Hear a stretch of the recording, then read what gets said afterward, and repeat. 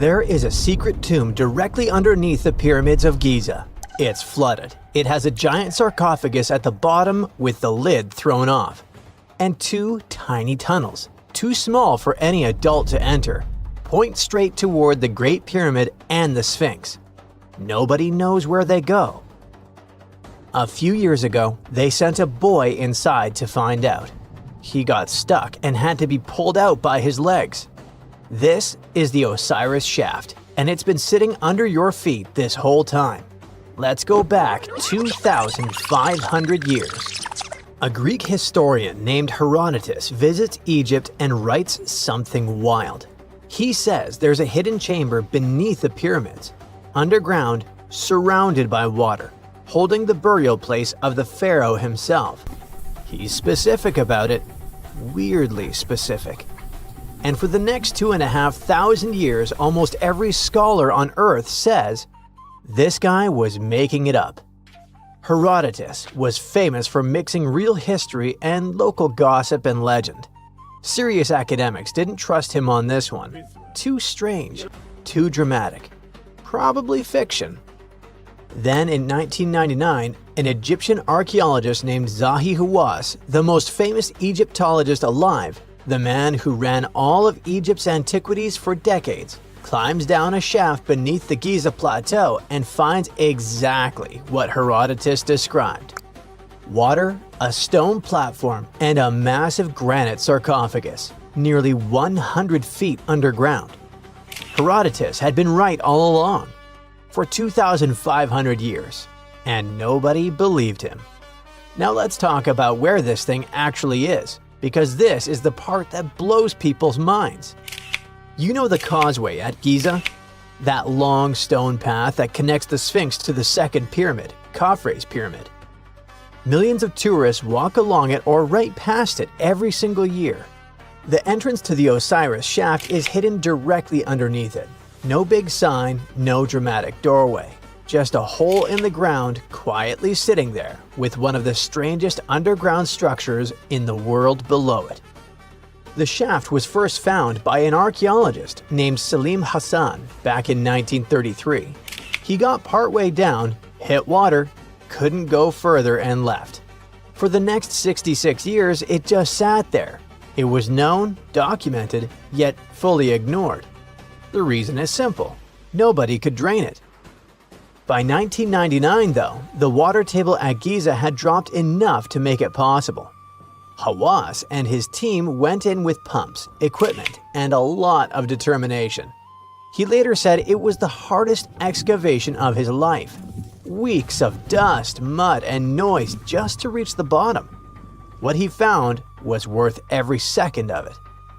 The shaft goes down through 3 levels. Think of it like a video game dungeon. Each floor gets darker, weirder, and harder to explain. Level 1. Nothing. An empty square room. Kind of a letdown. You climb down, look around, and think, okay, this is fine. Normal. Level 2. Now it gets interesting. About 60 feet down, the shaft opens into a series of 6 carved chambers. 2 of them hold massive granite sarcophagi, ancient stone coffins, each one enormous. There are also pottery fragments, beads, and little figurines called ushabtis, which ancient Egyptians used to represent servants in the afterlife. All of this gets dated to around 500 BCE. Impressive, but not yet insane. Level 3. This is where everything changes. Nearly 100 feet underground. That's about the height of a 10-story building going down. The shaft opens into a large flooded hall. In the middle of it sits a rectangular stone platform, surrounded by water on all sides. And on that platform sits a granite sarcophagus. Massive, 10 to 15 tons, lid thrown off, empty inside. Here's the thing that stops you cold. There are no inscriptions anywhere in this entire structure. Not on the walls, not on the sarcophagus. There's virtually nothing. In ancient Egypt, that's almost unheard of. Tombs were covered in hieroglyphics, prayers, spells, the name of the person buried. This place has total silence, like someone deliberately left it blank, except for one thing. When Hawass moved the lid of the sarcophagus, he found a single hieroglyph carved into the floor beneath it. Just one word. Per. It means house. That doesn't sound like much until you know that the entire Giza Plateau was known in ancient times by the name. Well, I nailed it with per, but this one will just be on the screen. This phrase translates to the House of Osiris, Lord of the Underground Tunnels. Osiris was the Egyptian god of the dead, the ruler of the underworld, the one who controlled what happened to you after you died. And Rostam, the last part of the name, specifically meant the underground passages beneath the plateau. So this wasn't just a tomb. It was built to be Osiris's house, a symbolic entrance to the underworld, sitting beneath the most powerful religious site in all of ancient Egypt. Hawass named it the Osiris Shaft because of exactly this. It matched Herodotus, it matched the ancient name of the plateau, and it matched the mythology perfectly. He called it his favorite discovery, the most exciting work of his career. But here's the part nobody talks about enough. After the burial chamber, there's a narrow corridor heading east. You squeeze through it for about 65 feet until you reach a tiny vault, barely enough space to turn around. And from that vault, two tunnels branch off. The first one heads north, directly toward the Great Pyramid. The second heads east, directly toward the Sphinx. Both tunnels are about 16 by 16 inches. That's roughly the size of a large pizza box. No adult can fit inside. Nobody has ever been able to explore them. We have no idea how long they are, where they actually lead, or what's at the end. When Hawass tried to investigate, he did the only thing possible. He sent a small boy in with a rope tied to his legs. The boy made it a little way and got completely stuck. They had to pull him back out by his feet. Those tunnels are still there right now, today, pointing at two of the most iconic structures humans have ever built, and we have never seen what's inside them. So what is the Osiris Shaft really? Here's the honest answer. We don't fully know. The oldest objects found inside date back to roughly 2355 to 2195 BCE, the Old Kingdom, the same era the pyramids were built.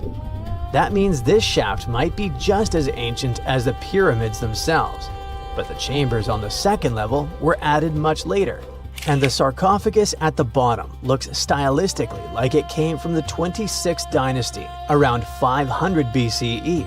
So people were using this place and adding to it across thousands of years. Different people, different eras, different beliefs, all drawn back to the same underground location. Some researchers think it's a lost royal burial site. Others think the third level is purely symbolic, a ritual space for the worship of Osiris, not an actual grave. Some wonder if the tunnels connect to a larger network of passages beneath the plateau that we haven't found yet. What everyone agrees on is this: the questions are still open. The Osiris Shaft only opened to the public for the first time in 2017. For most of human history, it was just sitting there, under one of the most visited places on Earth, completely invisible to the millions of people walking above it. A historian described it 2,500 years ago and got laughed at for it.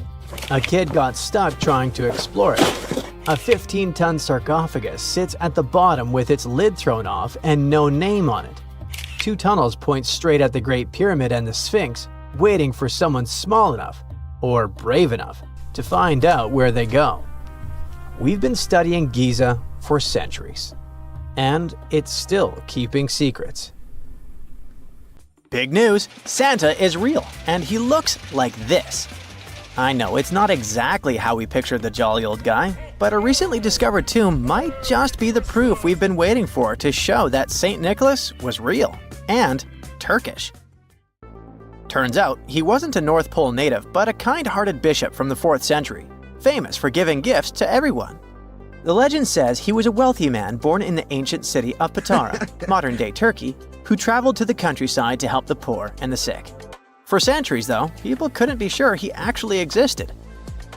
Some historical sources say he was buried in Myra, which is now called Demre, Turkey.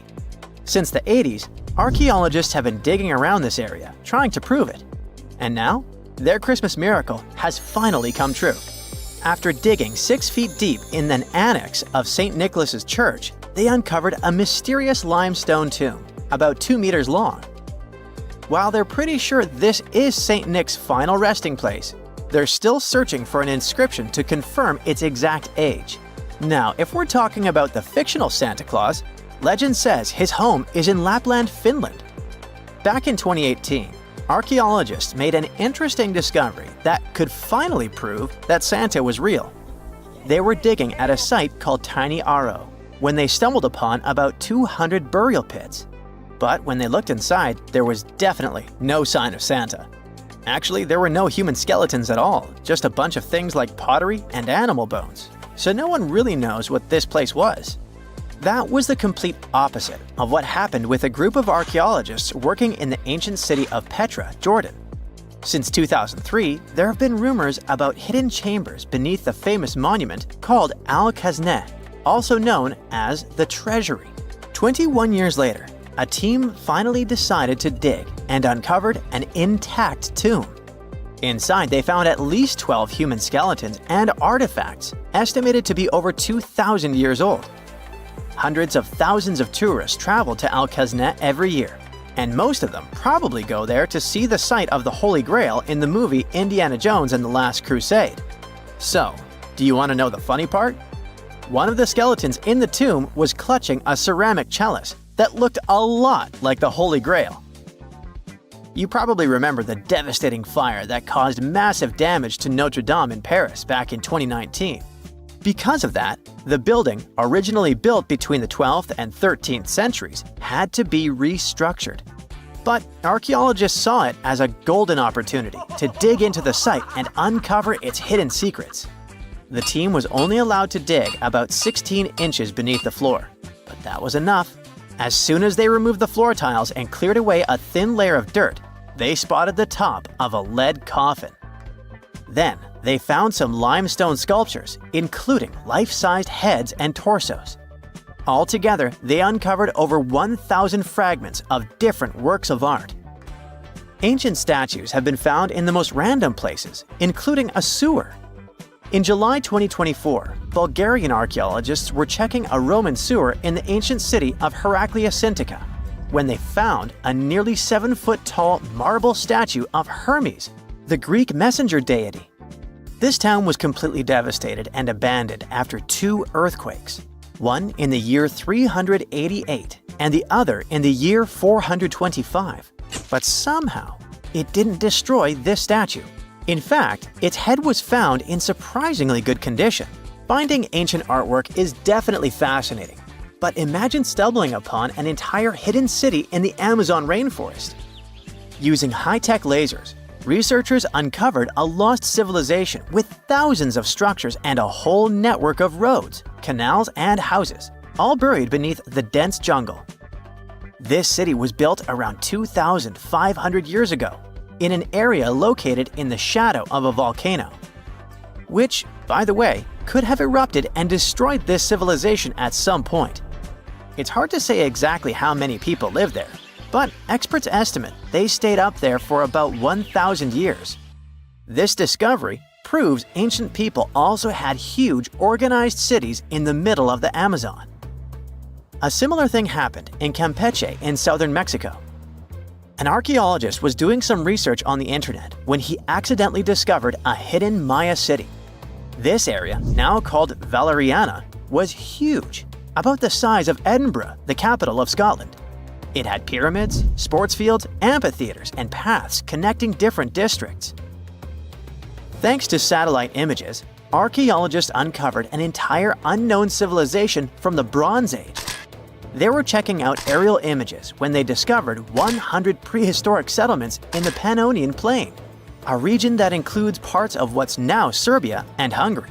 The people who lived there are now known as the Titsa site group, and it looks like they were a pretty well-organized society, skilled at growing food, hunting, and fishing. Google Earth helped a team to uncover a mysterious set of 400 ancient gates in Saudi Arabia. These gates, scattered across the desert, are thought to be from thousands of years ago. They're made of stone and arranged in weird formations that have left archaeologists scratching their heads. I mean, they don't look like they were meant for funerals, and they don't seem like structures where people lived. So, we still have no idea what they are. Technology is really changing archaeology. Thanks to artificial intelligence and, well, a $1 million prize, we've finally been able to decipher part of an unreadable and super damaged ancient scroll. The Herculaneum scrolls were discovered by workers digging up the ancient town of Herculaneum near Pompeii in 1752. But their condition was so bad that, for years, they were considered indecipherable. Thankfully, AI has helped unveil their secrets. Based on the studies so far, experts believe that one of these scrolls was written by a philosopher who valued pleasures, like music and food, above all else. No doubt, Stonehenge in England is one of the most mysterious places on Earth. Some theories even suggest it was built by extraterrestrials.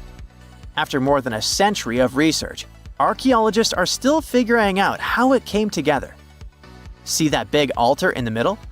Turns out it came all the way from Scotland.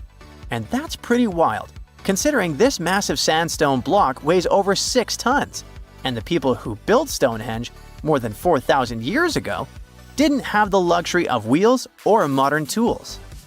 We can find some pretty amazing stuff in the oceans too. In 2013, a mysterious shipwreck was found about 20 feet underwater off the coast of Kenya. At the time, no one knew where it came from, but now, researchers are pretty sure this could be a ship from Vasco da Gama's fleet.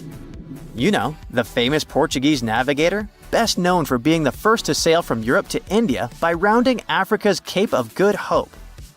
If it's confirmed, this shipwreck could be one of the earliest European shipwrecks in the Indian Ocean. Ancient treasures can take many forms, including a bottle. Recently, archaeologists in Norway uncovered a 150-year-old message in a bottle during an excavation of a Viking burial mound. The bottle contained a letter written by Anders Lorange, an archaeologist who worked on the site back in the 1800s, along with his business card and a few coins wrapped in paper. The letter gave some details about the excavation, though it seems Lorange got a few things wrong, like the exact number of Viking shields discovered. At the end of the letter, he wrote a personal note in runic script, "Emma Gade, my girlfriend." So it gave us not only insights into history, but also a peek into his love life. One of the most unexplored and mysterious places on Earth is located in plain sight. It's one of the most majestic monuments of humankind. The wonder of the ancient world hides a secret that scientists and archaeologists still can't solve. This is the Great Sphinx of Giza in Egypt. The huge sculpture of a lion with a human head was carved out of rock about 4,500 years ago. Scientists still don't know the exact date of its creation and are also unaware of who built it and what for. There are many assumptions and theories, but none of them has been confirmed. Most people have seen this majestic sculpture either in photographs or in reality, but almost no one knows what's hidden underneath it. The statue of the Sphinx was carved from a single piece of limestone. It was painted. The remains of color pigment on the surface prove this. In the distant past, the Sphinx looked much brighter and more colorful than what we see now. But even after thousands of years, its greatness hasn't diminished. And by the way, Sphinx is not the real name. It was invented by the Greeks about 100 years or more after its creation. Initially, the Egyptians called the statue Hor-em-Akhet. There are many legends and theories saying the Sphinx is there for a reason. It's like a watchdog that guards the tomb of the pharaoh and the secrets of ancient Egypt. These legends become more plausible when archaeologists discovered hidden entrances at the feet of the Sphinx. They believe that these secret passages are the beginning of the tunnels leading to the halls with treasures. You can find a lot of stories on the internet that claim the Sphinx hides the Hall of Records, a repository filled with ancient and secret knowledge. One of the main artifacts of this repository is supposed to be the records of the ancient mythical state of Atlantis. According to legends, the entire library from this city was moved under the Sphinx. The entrance to this library must be located next to the Sphinx's right paw. Many archaeologists tried to find this entrance, but came away empty-handed. Also, there are many images with detailed diagrams of the underground city that consists of a network of tunnels and chambers under the Sphinx. Someone says there are structures as tall as 12-story buildings hiding underground, but there's no evidence of this. Archaeologists, even after millennia, continue to explore the mysterious sculpture. At the same time, many Egyptians don't want to learn more about the Sphinx. They're terrified of awakening something supernatural. In 1998, scientists discovered tunnels leading to empty caves under the Sphinx. They found evidence of earlier excavations there. It's quite possible that someone managed to find the treasures and take them away. Some people believe Egyptians found some kind of artifact under the Sphinx that has the power of unknown advanced technologies. The artifact is so powerful that it can change the course of history. Of course, most theories are just fairy tales of conspiracy fans, but it's a confirmed fact that the Sphinx hides a system of caves and rooms. There are so many rumors surrounding the Sphinx that it's impossible to understand what's true and what's false. In any case, it's difficult and dangerous to study the sculpture because active excavations can destroy it. And then the entrance to the underground rooms can get blocked by rocks and lost forever. Also, further exploration requires a lot of money, and financing is not always easy to find. But the main reason? It's too risky. There's no guarantee that people will be able to get out of the underground labyrinths. For these reasons, scientists and archaeologists have been exploring this majestic structure for so long. Another famous architectural monument with a secret is Mount Rushmore in South Dakota. Everyone admires the images of the US presidents' faces carved into the rock, but few people know that there's a secret room hidden behind the head of Abraham Lincoln. The architect of Mount Rushmore wanted to carve slabs on the rock with the record of the main stages of the country's history. But his plan was too complicated to carry out. Then he was offered to implement it on a much smaller scale, to build a secret room inside the mountain. The idea was to save this knowledge so that future generations will always remember the history of their country. Unfortunately, the architect didn't have time to finish his work. The construction stopped for several decades. But in the late 90s, the project was resumed. Porcelain enamel panels depicting the history of the US were placed in the room. It's possible that these plates will be stored there forever. But people can't see them, at least for now. The room is inaccessible to tourists as it's too difficult to get inside. Another secret room is located in the Empire State Building. More precisely, it's not even a room, but a place where you can take cool photos. Almost all tourists gather on the observation deck of the 86th floor to enjoy a stunning view of Manhattan. But there's another deck with panoramic windows on the 102nd floor. There are way fewer people there because almost no one knows about that place. Fortunately, access to this deck is open to everyone. You probably won't have to wait in line for a long time to take a photo. You'll feel special because you're in such a secret place where there are almost no people. But the coolest place is even higher, on the 103rd floor. This is a spacious observation deck where celebrities get their photographs taken. It's not a public place, but if you know the right people, you can get there. There are almost no security measures on the site. Only a low ledge between you and an abyss. That's why crowds of people are forbidden from coming here.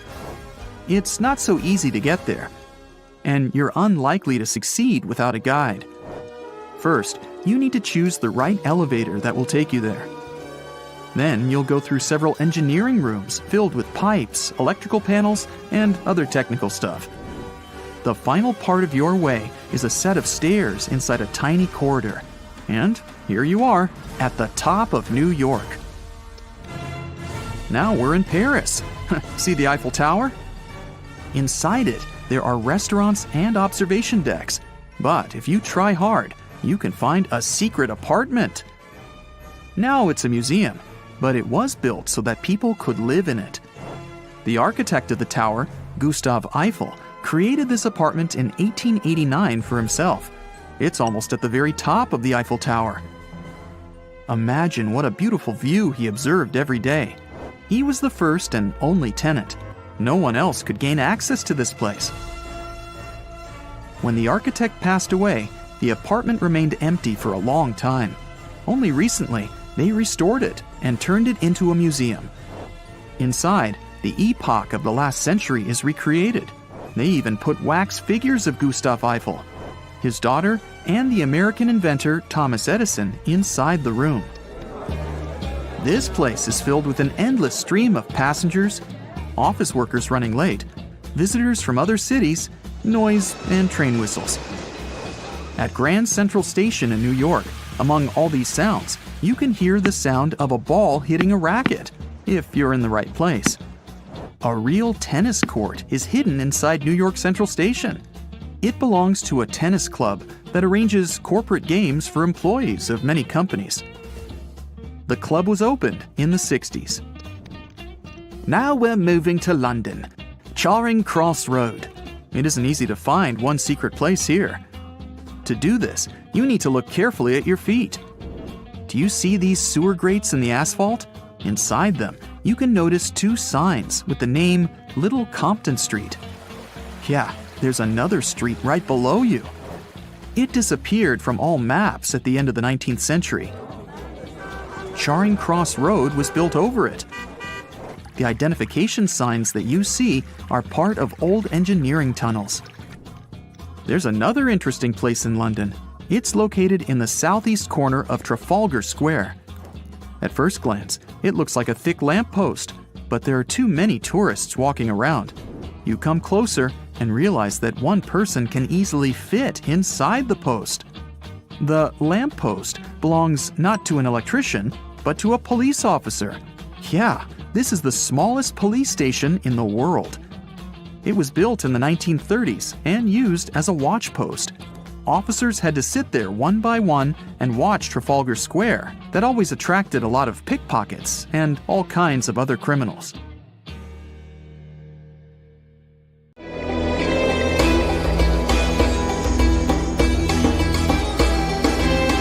The Great Pyramid was created as the final resting place of ancient Egyptian monarch Khufu. According to legend, French leader Napoleon entered the Great Pyramid and came back out looking shaken and super pale. He never revealed what he saw inside, but whatever it was is said to have affected him for the rest of his life. When Napoleon entered the pyramid, he would have walked through a super tight and ascending passageway. He'd then go through another passageway, known as the Great Chamber. This corridor would have been much taller than the previous one, and would have cobbles too. He'd then reach the King's Chamber, the centerpiece of the Great Pyramid, which was lined with huge blocks of granite. But it wouldn't have looked as grand as we might imagine. There are no hieroglyphics decorating its walls, as Egyptians only began decorating the burial chambers of pyramids much later on. The pharaoh's tombs deep inside the pyramid would have also been filled with treasures, from chunks of gold to the world's most expensive jewelry. But this would have all been looted a long time ago. The only thing that probably would have been left in there would have been a huge sarcophagus, which would have once contained the king's mummy. He'd also have to walk past the queen's chamber, This room most likely didn't hold any queens though, as pyramids were usually only built for one person. There are mysterious tunnels leading from here. To this day, no one is really sure what they're there for. And that's not the only mysterious and creepy thing Napoleon may have encountered, as stories of pharaohs leaving ancient curses on pyramids go way back. Many pyramids had warnings written on the outside, telling of horrifying things that would happen to those who entered and disturbed the peace. We might not know what exactly Napoleon found in the Great Pyramid that scared him so much, but we know for sure what was found in Tutankhamun's tomb. Tutankhamun was an ancient Egyptian pharaoh who was only 8 or 9 years old when he took to the throne. He became a cultural phenomenon when his tomb was discovered almost completely intact in 1922. His pyramid sits in the Valley of Kings in Thebes, modern Luxor, which is in Egypt. Unlike the Great Pyramid, Tutankhamun's tomb was covered in beautiful wall decorations. The walls told the story of how he would travel to the afterlife through the underworld. Egyptians believed all people would have to take this journey, so they would fill their tombs with objects and paintings to help them get there. There'd also be spells painted on the walls. They believed this would help people pass over to the next realm. The journey would be pretty long, and for that reason, the ancient Egyptians would also fill the pyramids with food.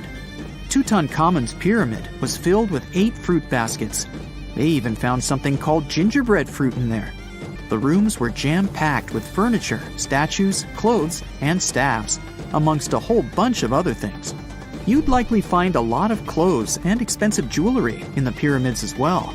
The ancient Egyptians wanted their ancestors to travel in style to the afterlife. They put Tutankhamun in his final resting place with over 50 pieces of clothing, all of the highest quality. There were tunics, scarves, gloves, and headdresses, and a ton of jewelry. Bracelets, pendants, necklaces, rings, and scarabs for protection were all found inside. Each of them was made of gold or precious stones. There were also fans made of ostrich feathers to keep the old pharaoh cool in the hot Egyptian sun. But the temperature inside the pyramids never actually went above 68 degrees Fahrenheit. The ancient Egyptians developed a super cool air conditioning system that we don't fully understand even today.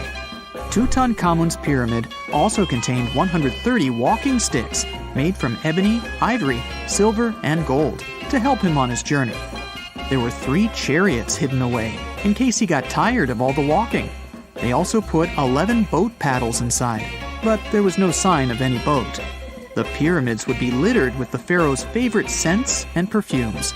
During the excavation of Tutankhamun's pyramid, it quickly became clear that it had been robbed during ancient times. There was damage to doors and traces of oils left in empty jars. It looks like someone raided the pyramid for gold and the scents, perfumes, and oils that had been left for King Tut. There was still a bit of perfume, which was made from coconut oil and frankincense, left in one bottle. It seems like Pharaoh Tutankhamun loved board games. There was an ivory traveling set of Senet in his pyramid. Although we don't know for sure exactly how to play it, we have figured out it was sort of an ancient Egyptian version of backgammon. It looks like it was a 2-player game where the goal was to knock your opponent off the board. Not really sure who Tutankhamun's mummy was supposed to play with though. The ancient Egyptians had some rituals that may seem pretty strange to us. For example, they used to shave their eyebrows off if they ever lost a cat. So it's not too surprising they put some really weird things inside pyramids. Archaeologists discovered a collection of mummified cats and scarab beetles in pyramids that date back more than 4,000 years. They were found in the pyramids of Saqqara, which is south of Cairo. They also found a bunch of makeup kits and mirrors inside. Makeup was worn proudly by both men and women in ancient Egyptian times. Eyeliner was the most popular cosmetic. The Rosetta Stone was one of the best discoveries ever made in pyramids. It was found by our man Napoleon Bonaparte and his team. It's a black granite rock that dates back to 196 BCE. It's transcribed in Greek, Demotic, and hieroglyphic. When it was translated in 1822, we got the key to understanding ancient Egyptian hieroglyphics for the very first time. The discovery of Queen Hatshepsut's mummy in 1903 changed our understanding of the Egyptians forever. After she had passed away, her successor, Thutmose III, removed most of the evidence of her reign, so we basically knew nothing about Egypt's first great female leader. She's now gone on to become one of the few and most famous female pharaohs of Egypt. Pharaoh Khufu even had a fully fledged boat in his pyramid. Archaeologists uncovered more than 1,200 pieces of a giant boat near the Great Pyramid at Giza. They reassembled the boat, and it's a whopping 144 feet long. It's most likely a solar boat, which was designed to carry the resurrected king with the deity Ra. Fun fact, the Pyramid of Giza is the last remaining of the 7 wonders of the ancient world. The other 6 are the Hanging Gardens, the Colossus, the Temple of Artemis, the Mausoleum, the Lighthouse, and the Statue of Zeus. This pyramid was also the world's tallest man-made structure for 3,800 years, and it's the biggest pyramid in Egypt. It took a staggering 2.3 million blocks of limestone, and some weighed as much as 80 tons. It took an incredible 100,000 laborers and a whopping 23 years to build. Its original height was a mega 480 feet. In 2017, archaeologists discovered something weird about Egypt's Great Pyramid. There's a hidden void that's at least 100 feet long, and no one really knows why it's there or what's actually inside it. The weird void is the first inner structure discovered within the 4,500-year-old pyramid since the 1800s. Scientists used cosmic rays to detect the massive hole, but are still no closer today to finding out what's inside.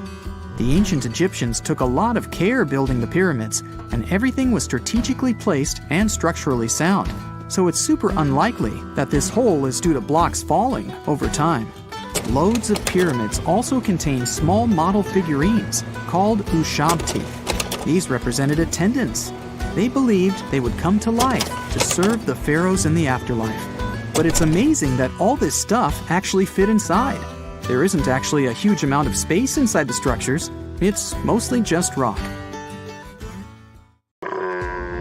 Not many civilizations are as mysterious as ancient Egypt, a powerful empire that lasted over 3,000 years. It gave us pyramids that still stand and myths that still inspire.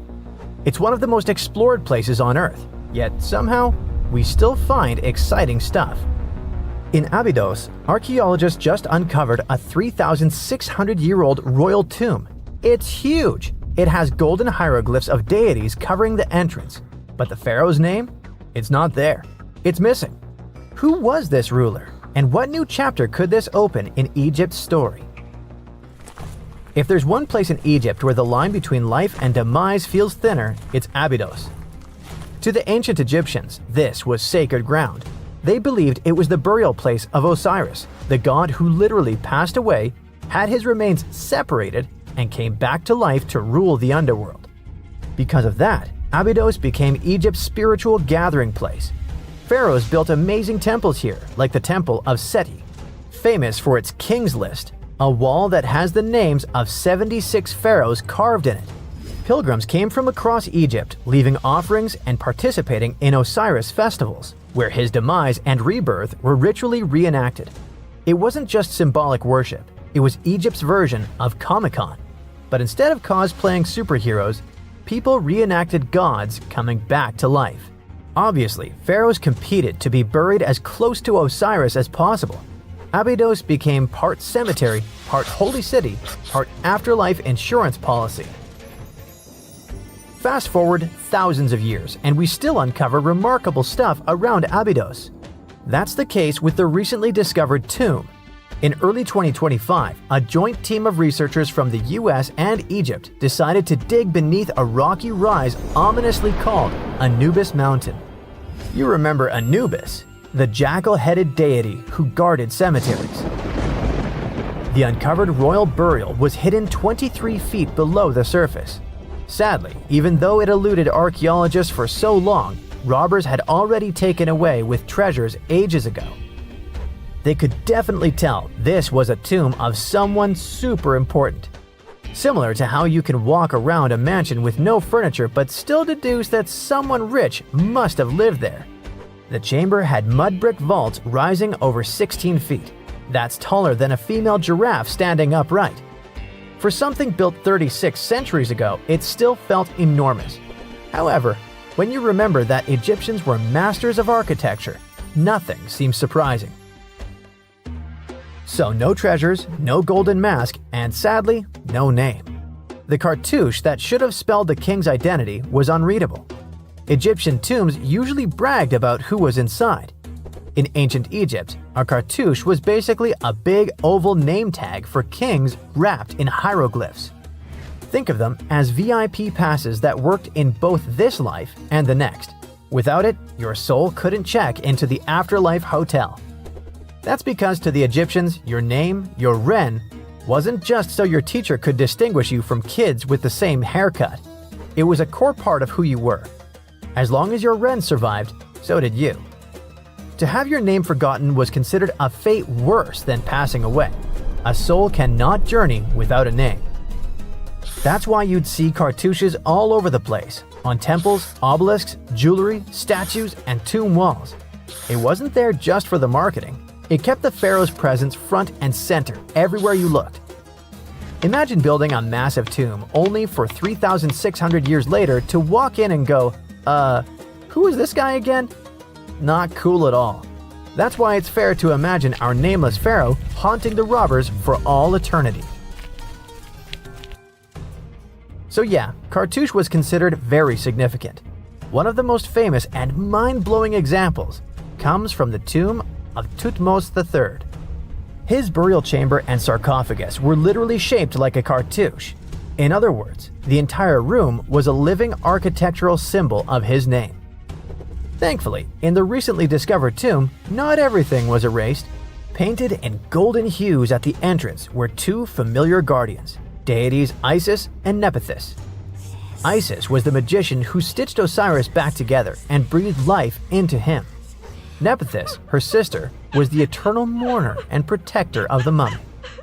Together, they promised that whoever rested here would not face the afterlife alone, and it's one additional proof of the importance of the mysterious pharaoh. So, who could this be? To answer that, we need to go down history lane. This tomb dates back to Egypt's messy chapter called the Second Intermediate Period. Instead of one ruler in charge, the country had many rival kingdoms, each with its own little power base, like a real-life Egyptian version of Game of Thrones. And right in the middle of that chaos was Abydos. For a while, it was home to its own line of kings, the so-called Abydos dynasty. Those weren't the pyramid builders everyone knows, and that's why they're so mysterious. They left behind almost nothing. No great monuments, no sprawling cities, just fragments of names on broken blocks. For centuries, many scholars even doubted they existed at all. That sorta changed in 2014, when archaeologists uncovered the tomb of Senebkay, one of those shadowy kings. Now, everything we know about Senebkay points to him having quite a story to tell. His bones revealed 18 deep wounds, the kind you get in battle. He had blows to his skull, back, and hands, and likely lost his life fighting, making him one of the few pharaohs we know who sadly fell in combat. His tomb was modest, with reused artifacts from earlier kings, but it delivered one priceless thing: proof. Until Senebkay, the Abydos dynasty was just a theory. With him, it became real. And that's why the new discovery could be a big deal. The newly uncovered royal tomb at Abydos shares the same layout and style as Senebkay's. It has limestone chambers, mud brick vaults, and protective deities, although it's much bigger. Which again raises the possibility that we're looking at an even earlier, more powerful ruler of Abydos. Whoever he was, he wanted to be remembered alongside the greats. Which is ironic, because it seems that history tried erasing him. Perhaps additional findings alongside his tomb could tell us more. Yes, there's more, and it's actually pretty cool. Not far from Abydos, in the village of Banawit, archaeologists uncovered a Roman-era pottery workshop. Yeah, you heard that right, a pottery factory close to a pharaoh's burial ground. The site had huge clay kilns, storage rooms, and even broken shards called ostraca. They were basically ancient sticky notes. Except instead of shopping lists, those had receipts scratched onto them in Greek and Demotic Egyptian. Little records of everyday transactions, the kind of thing you'd never expect to find near a lost dynasty king. Honestly, the Potters missed a chance. Forget boring receipts, they should have been selling Osiris's mugs and Anubis figurines to pilgrims and tourists. But that's not all. It seems that centuries later, during the medieval period, the same ground became a cemetery. Archaeologists found mud brick graves with skeletal remains. This could mean that Abydos kept its aura of significance for hundreds of years after the Age of Pharaohs. So why this hill again and again? Is this place really a getaway to the afterlife? It is, after all, the very place where Osiris is said to rest.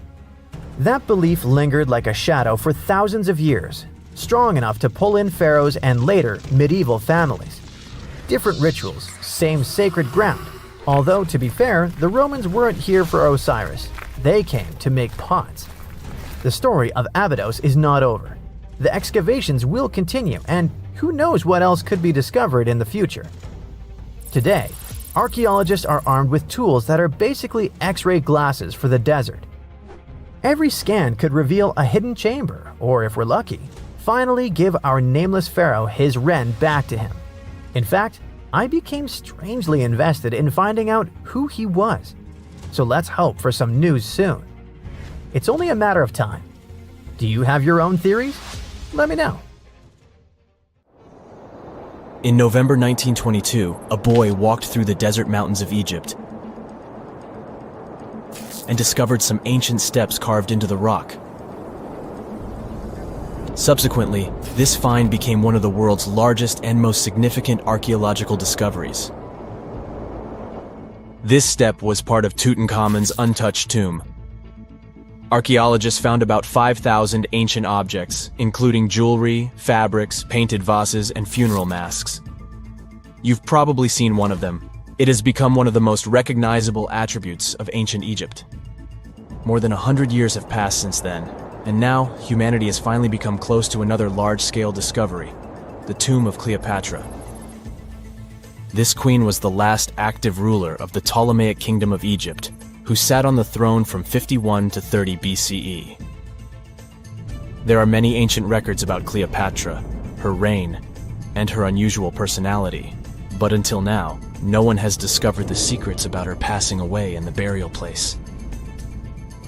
So, one archaeologist, Dr. Kathleen Martinez, has been studying ancient records and temples around Alexandria for decades and concluded that the tomb of the queen should be located under the ancient city of Taposiris Magna, founded in 280 BCE.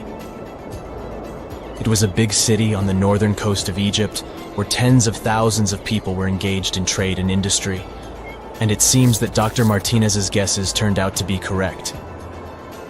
She and a group of archaeologists have discovered a secret underground tunnel near Alexandria with a length of about 0.8 miles. It was cut into the rock under Taposiris Magna's temple. During further excavations, they found many things that indicate Cleopatra's tomb lies in the tunnel's depths. It's also possible that she is buried there together with the Roman commander, Mark Antony. According to ancient records, Cleopatra and Mark Antony loved each other and together opposed the Roman Senate, which declared Antony a traitor. The fact that natural disasters have occurred on the territory of Taposiris Magna for thousands of years can complicate the excavations. Earthquakes and floods destroyed the city and possibly flooded its underground tunnels. But archaeologists hope the ancient tomb remains untouched, and that it hides many treasures and records about the royal life of ancient Egypt during the reign of the last dynasty. There's a chance that excavations will go underwater and in the mud. This will require much time and funding, but archaeologists are sure it's worth it. Anyway, it's too early to say that Cleopatra is really buried there, but scientists have found many things in the tunnel that confirm this, including clay pots, dozens of coins with the image of Cleopatra and Alexander the Great, as well as a bust with the image of the Egyptian queen. Cleopatra is still one of the most popular personalities in Egypt, on an equal footing with Ramesses III and Tutankhamun. She inspired many films, paintings, and books, but what made her so popular? She became famous for her inconsistency. She was a beautiful, intelligent ruler who pulled Egypt out of the crisis and made it a prosperous power. Medieval Arabic texts say she knew chemistry, mathematics, and philosophy, and may have written several scientific books. She knew several languages and had excellent diplomatic skills. At the same time, there are many legends that she was a femme fatale who drove many men crazy. However, there's no evidence that her beauty was incomparable. The image of a stunning model was created by Hollywood when it made several films where famous actresses performed the role of Cleopatra. And the Roman Emperor Octavian, the adopted son of Julius Caesar, specially created the image of Cleopatra as an insidious seductress because he was her enemy. Even though she was born in Egypt, Cleopatra wasn't an Egyptian. Her ancestors were Greeks, among whom was one of the generals of Alexander the Great. However, the people of Egypt loved her. She learned the language and was very sensitive to the traditions of this country. She knew the history, mentality, and customs of ancient Egypt well. She raised the level of its economy and strengthened its status as a world power. Much of this was made possible thanks to her cunning and impressiveness. She loved theatrical performances and lavish celebrations. She knew how to surprise people and put on a show. But behind the exterior image of a luxury lover was an intelligent and calculating ruler. Ancient Egypt was a rich, luxurious country, and Cleopatra did everything to increase its wealth and strengthen its position in the international arena. For example, she was once in conflict with her brother Ptolemy XIII. The queen knew that she wouldn't be able to resist him, so she decided to attract Julius Caesar to their side. The Roman emperor arrived in Alexandria, where Cleopatra wanted to meet him, but Ptolemy knew about her plans and was about to prevent her from coming to Caesar. Then, instead of a rich and noisy arrival, Cleopatra decided to make her visit inconspicuous. She wrapped herself in a carpet or linen bag the emperor's servants carried into Caesar's private chambers. Cleopatra emerged from the carpet and impressed the Roman emperor with her beauty and determination. As a result, they fell in love with each other and became close allies. After some time, she impressed another influential Roman for diplomatic purposes. She arrived to meet Mark Antony on a golden barge with purple sails and silver oars. Cleopatra was dressed in the image of Aphrodite and sat under a magnificent canopy. Her servants dressed like cupids and were blowing her fan and burning incense. But Cleopatra created such a show for a reason. She knew that Antony revered Greek mythology and considered himself the embodiment of Dionysus. As a result, he was so impressed with this woman that he ended up marrying her. Cleopatra defended her crown, strengthened her alliance with Rome, and bore Antony 3 children. In Egypt, they threw big parties and enjoyed wealth with power. However, the relationship of a high-ranking official with the Egyptian queen caused a scandal in Rome. Octavian was Antony's primary opponent in the struggle for power, so he exploited the situation to darken the competitor's reputation. He used propaganda to make Cleopatra an insidious seductress in the eyes of Roman citizens. He accused Antony of succumbing to her charms. The Roman Senate supported Octavian and declared Cleopatra an enemy. In 33 BCE, this conflict reached a high point when Antony's navy clashed with Octavian's fleet. The latter won and forced his enemy to flee to Egypt with Cleopatra. According to some records, they took refuge near Alexandria. Pursued by the Romans, they hid in one of Cleopatra's palaces and met their end. Some legends say that Cleopatra was an expert in poisons. She provoked a venomous snake, a viper or an Egyptian cobra, to bite her. Also, according to another legend, she pricked herself with a poisonous needle. There's a theory that Cleopatra always carried an ampule with poison inside her hairbrush. And when she was cornered, she soaked the needle with this poison and pricked herself. None of this can be said for sure. Scientists are still trying to find out the truth. Perhaps when they reach Cleopatra's tomb, the world will get more answers about her tragic fate. She is considered the last ruler of Egypt. After her passing, Octavian plundered her palaces and temples and returned to Rome, where he became the main emperor. He successfully ruled the country and expanded its borders. His reign ended when he turned 75. World history would have looked different if Cleopatra and Mark Antony hadn't lost that naval battle. By the way, Did you know that more time has passed between Cleopatra's reign and Neil Armstrong's flight to the moon than between the reign of the Egyptian queen and the construction of the Great Pyramid of Giza? Armstrong took a step on the Earth satellite in 1969, 38 years after the birth of Cleopatra. And the construction of the pyramid took place in 2560 BCE. Imagine how long the history of ancient Egypt is. Cleopatra is closer to us in time than to the pyramids. Hey, I bet you didn't know that trees used to grow in the middle of Egypt's barren, sun-roasted Sinai desert. It's true. If you can't picture it, I don't blame you. But archaeologists have recently stumbled upon a tree-lined boulevard. Yep, an actual green avenue leading to a massive ancient fortress. No, this isn't some mirage or an overactive imagination, although I do have one. But it's turning our ideas of ancient Egyptian desert life upside down. Let's rewind a bit. The site in question is called Tel Abu Saifi, located in the northern part of the Sinai Peninsula. For a long time, it was known as a dusty archaeological footnote, the home of ruins from the Ptolemaic and Roman periods. You know, the era after Alexander the Great swaggered through Egypt and the Roman Empire called dibs. But recently, Egypt's Ministry of Tourism and Antiquities decided to give it a fresh dig. And what they found out turned to be more than just a forgotten outpost. We're talking about a full-on military fortress with defensive trenches, paved roads, lime kilns, barracks for soldiers, and even room for their families. A whole bunch of living quarters right in the middle of a desert doesn't feel very homey until you remember our star, the unexpected Green Avenue. This road was over 300 feet long and 36 feet wide, as long as an American football field, paved with limestone slabs and lined with more than 500 clay planting pits.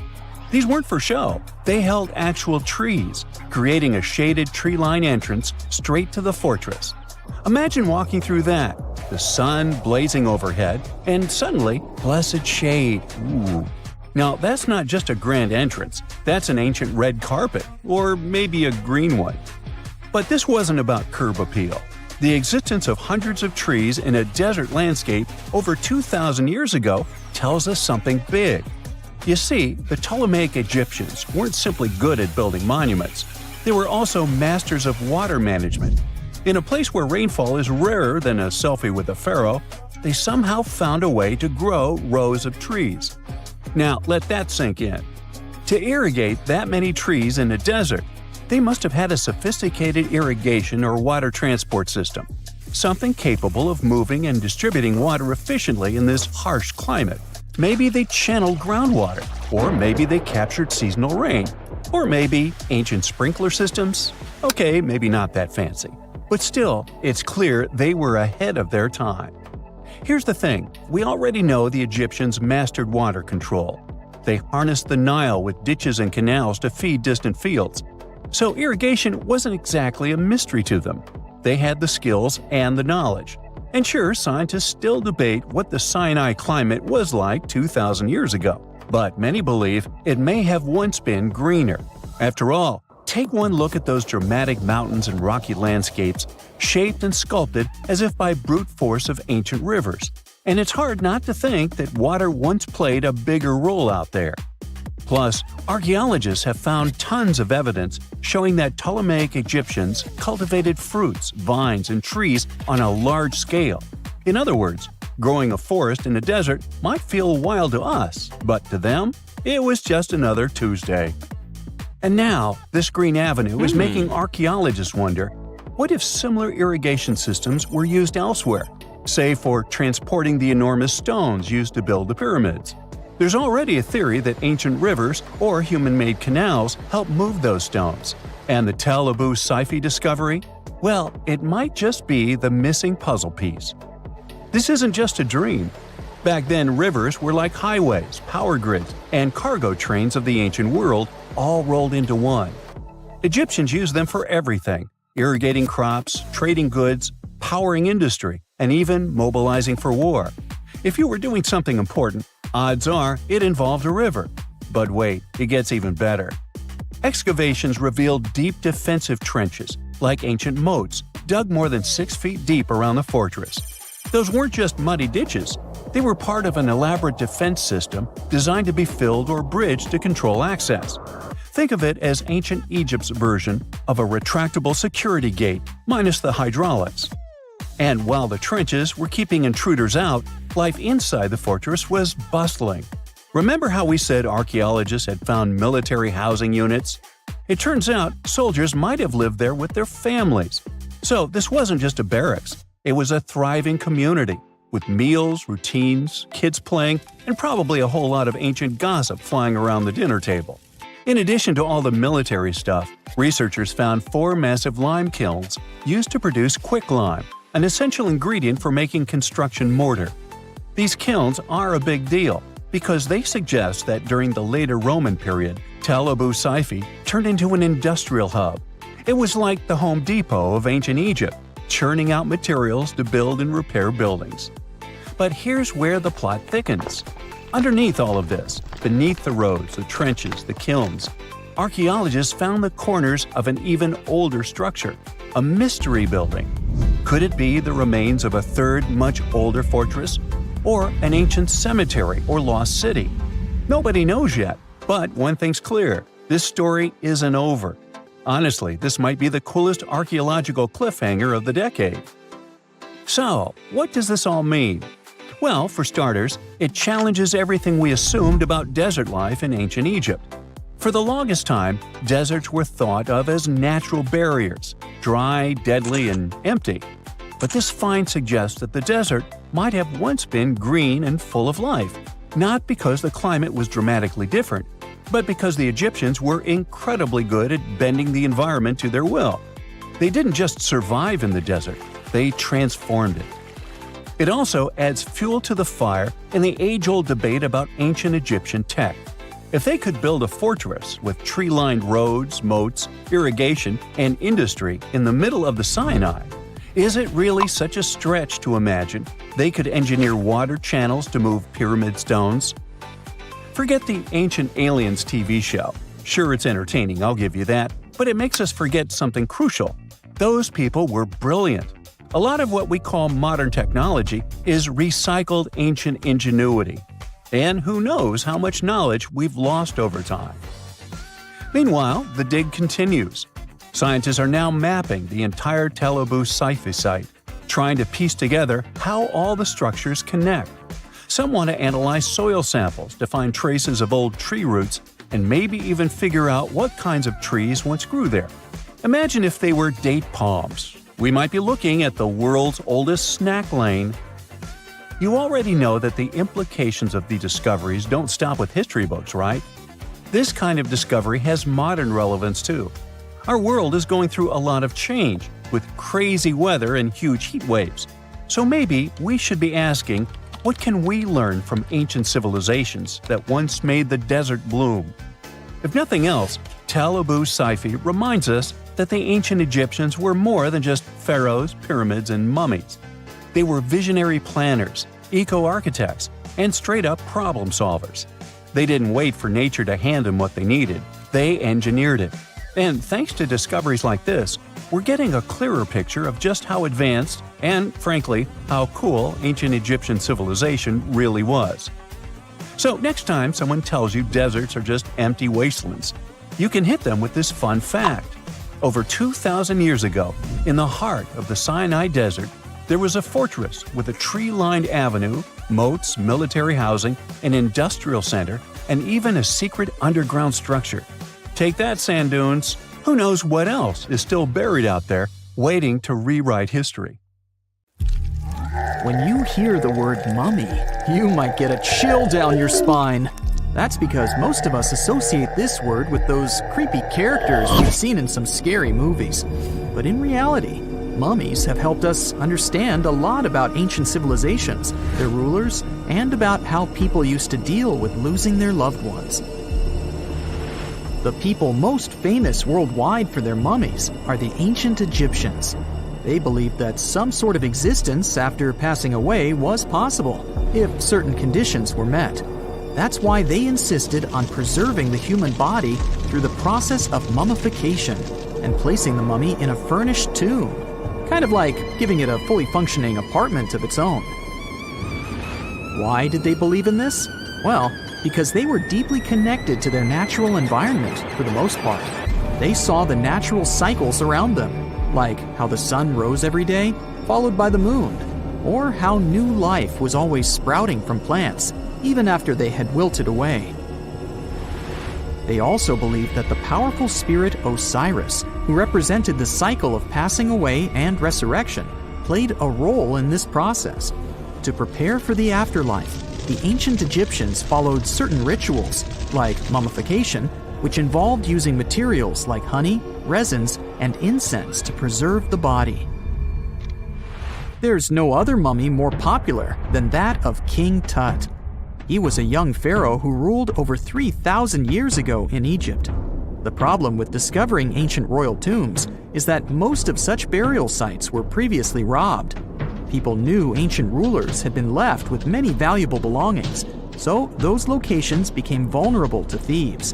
When King Tut's tomb was opened in 1922, people were excited because it had not been robbed, like many other previously discovered royal tombs. That's how well hidden it was. Inside, his mummy was encapsulated in a total of 3 coffins, including one made of gold. The objects found in his tomb showed us what ancient Egypt was like, and studying his mummy also helped us learn about the culture and practices popular at the time when he passed away. We also learned about his family by looking at his DNA. Scientists were able to discover that he had had a disease called malaria and a problem with his foot that might have made it hard for him to walk. Ramses II was another pharaoh in Egypt who ruled for 68 years, which was quite a lot back in the day. He was known for his expansion campaigns and building projects. Many objects from his time as a ruler still exist today, including a large statue of him. Ramses II was about 6 feet tall and lived to be about 90 years old. After looking at his mummy, scientists concluded that he may have had a medical condition that affected his spine. Now, remember those thieves I mentioned before? They are probably the reason why Ramses II ended up in a plain coffin in a secret collection of royal mummies at Deir al-Bahari, which was rediscovered in 1881. Thankfully, archaeologists were able to identify him because his journeys had been recorded on his wrappings. The process was really tedious too. In fact, in ancient Egypt, the mummification process could take a staggering 70 days to complete. A special person would say a very specific speech while delicately handling the body and drying it out using a type of salt called natron. They also used linen and resin to make the body look more lifelike and to wrap it in cloth. The tomb was equally as important for ancient Egyptians. The walls of King Tut's tomb, for example, were adorned with intricate artwork that depicted his journey to the afterlife, from his burial procession to his passage through the underworld. The ancient Egyptians believed that everyone made this journey after passing away, and they filled their tombs with items and paintings to help the person in their spiritual travels. Additionally, the walls of the tomb were decorated with spells from a special book, which contained a collection of poems that the Egyptians believed would help people reach the afterlife. And speaking of how important this journey was, people also placed food in these ancient tombs. In King Tut's tomb, archaeologists discovered 36 jars of vintage beverages and 8 baskets of fruit, which were believed to be left there to help him in his journey to the afterlife. The Egyptians believed that traveling to the afterlife took a really long time, so they left a lot of supplies, such as food and water, to sustain their loved ones. Pharaohs also generally had numerous luxurious garments and beautiful jewelry in their tombs to ensure that they would have a fashionable journey. These items included various types of linen clothing, such as tunics, scarves, gloves, and headdresses, as well as a lot of gold jewelry with precious stones, like bracelets, buckles, pendants, necklaces, rings, and even precious depictions of insects for protection. Some were also deposited with fans made from ivory and ostrich feathers to keep them cool in the afterlife. Some ancient rulers were even placed in their forever apartments along with boats. For example, Pharaoh Khufu built the Great Pyramid at Giza as his tomb, and a large ship was found inside. King Tut, however, was buried with multiple boat paddles, but no actual boat. Instead, he had 3 chariots and numerous walking sticks made of precious materials, perhaps indicating he'd rather travel to the beyond by land, not by water. Amongst the most interesting objects found near ancient mummies are bottles of oils and perfumes. If rulers were supposed to be fashionable, why not smell nice too, right? Also, some of them had some ancient kinds of board games, most of them made out of precious materials like gold or ivory. One of those games was called Senet. It was very popular amongst the ancient Egyptians and very similar to modern-day chess. The ancient Egyptians may have the most famous mummies out there, but they weren't the first to invent the procedure. In fact, it all started in South America with an ancient civilization named the Chinchorro. As far as we know today, these people were the first to mummify their loved ones that had passed away. They did it somewhere around 2,000 years before the Egyptians started their own rituals. Sure, we can tell a lot about ancient rulers by studying these mummies, but until recently, we had no idea what they really looked like during their lifetime. Not so long ago, though, some very special mummy paintings were found by archaeologists studying ancient Egyptian objects. These mummy portraits are highly detailed paintings of individuals that were made while they were still alive. Such paintings were often painted on wood, as opposed to the classical portraits we all know about, which are painted on canvas. They are known for their realism and beauty, and have even been used by researchers to diagnose diseases by comparing them to the corresponding mummies. Some of these portraits also include depictions of jewelry, which was later found on the mummies. The recent discovery of these mummy portraits in Central Egypt is significant, as it marks the first time in over a century that such paintings have been found. Mummies appeared all around the world naturally, too. Mummification can occur without people intervening because of natural conditions, like extremely cold or hot environments, places with a lack of oxygen, or accidental exposure to chemicals that preserve the body. These conditions don't allow bacteria to grow, resulting in the body remaining more or less intact. Famous Otzi was one of these mummies. We know today he was a man who lived around 5,000 years ago in Europe. But upon his discovery in the Alps in 1991, Austrian authorities initially believed that he was a modern mountaineer because of how well preserved the body was. However, after the Iceman was removed from the glacier, it was determined that he was actually from the Copper Age. The year is 1923. 2 teenagers sneak out of their homes in the middle of the night in Florida City. Rumor had it that an old man was building a rock castle by himself. But every time someone tried to see what the old man was doing, he would stop working. The curious teens managed to sneak into Ed's backyard and saw something they could later describe as magic or undergo heavy physical activity. At the age of 26, an unfortunate turn of events determined Ed's fate. The love of his life broke off their engagement, and heartbroken Ed decided to move to the United States. He lived in a couple of American states before finally moving to Florida, where his life's adventure started. Ed spent years searching for the right spot of land to build his dream house. He always rejected good farmland. When people wondered why, he only smiled. Finally, when he bought land of his own, it was deemed terrible by his close friends. The soil was bedrock.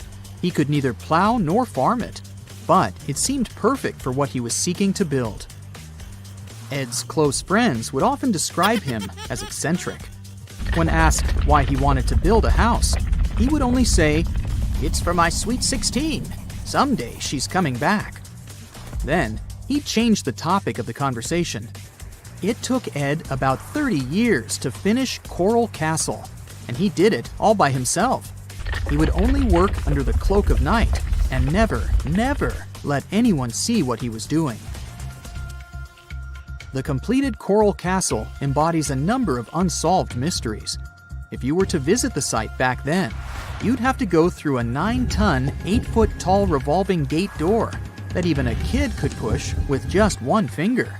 Ed was so proud of this door that he originally named the site Rock Gate Park. It was renamed Coral Castle only much later, after Ed's passing. Once inside, visitors would access the incredible wonders of Ed's constructions: towers, mystic symbols, furniture, and swing sets, all made entirely of monolithic blocks of stone. The stones are set on top of each other, using only their weight to keep them together. And believe it or not, the entire park gathers around 1,100 tons of stone. Today, if you visit Ed's living quarters, you'll even see the simple instruments he used to construct all of this: chisels, hammers, ropes, and pulleys. The type of work he did is difficult even with modern-day equipment, let alone without it. Coral Castle's main mystery lies in how Ed managed to do it. The only photograph of Ed Leedskalnin at work shows a simple leverage structure of a chain hoist attached to a wooden tripod. The tripod was made of old telephone poles with a small wooden box on top. What was in the box is, of course, a mystery. Unfortunately, he took his secrets with him, not sharing the truth of his work with anyone else. Yet, not all is lost, as there are many theories and speculation surrounding what could have happened there. One theory says that there is a harmonic grid inside the Earth's surface, something that would create anti-gravity spots around the globe. It's believed that Coral Castle was built in such a spot. This could explain why it took Ed so long to find land that pleased him. Maybe what he was looking for was a place that allowed him to experiment with anti-gravity forces. Yet, whenever Ed talked about his work, he would say he understood the laws of weight and leverage, and, sure thing, that he had cracked the secret of the pyramid builders. And what secret is that, you might ask? According to Ed himself, it has to do with magnetism. He even published a pamphlet called Magnetic Current. There, he explains that every object has magnetic particles inside of them. A person just needs to understand where they are located inside such objects. This way, objects can be lifted and moved around without much effort, just like moving something heavy underwater. Researchers say that if we assume Ed Leedskalnin and the pyramid builders used the same technique, then it would only have taken 4,700 workers to build the Great Pyramid of Giza, instead of the 20,000 to 100,000 that is currently estimated. But this story just keeps on getting more and more mysterious. In the late 1920s, Ed was finishing the construction of Coral Castle in Florida City. Rumors about his work had spread around town. People said Ed was hiding a stash of money somewhere in his living quarters. One night, a group of men waited until Ed was alone and broke into the castle to rob him. They couldn't find the money and, luckily, didn't harm Ed. But in the following days, he decided that it was best he moved out of that land. Of course, he took more than his toothbrush along with him. Ed decided to move the entire Coral Castle to another land 10 kilometers away from where he had built the park. Legend says he hired a truck driver and asked him to swear secrecy about what Ed intended to do. He asked the driver to look away while Ed loaded the truck by himself, moving all of the rocks without any help. With the truck loaded, Ed and his castle moved to Homestead, Florida, where the park is located until this day.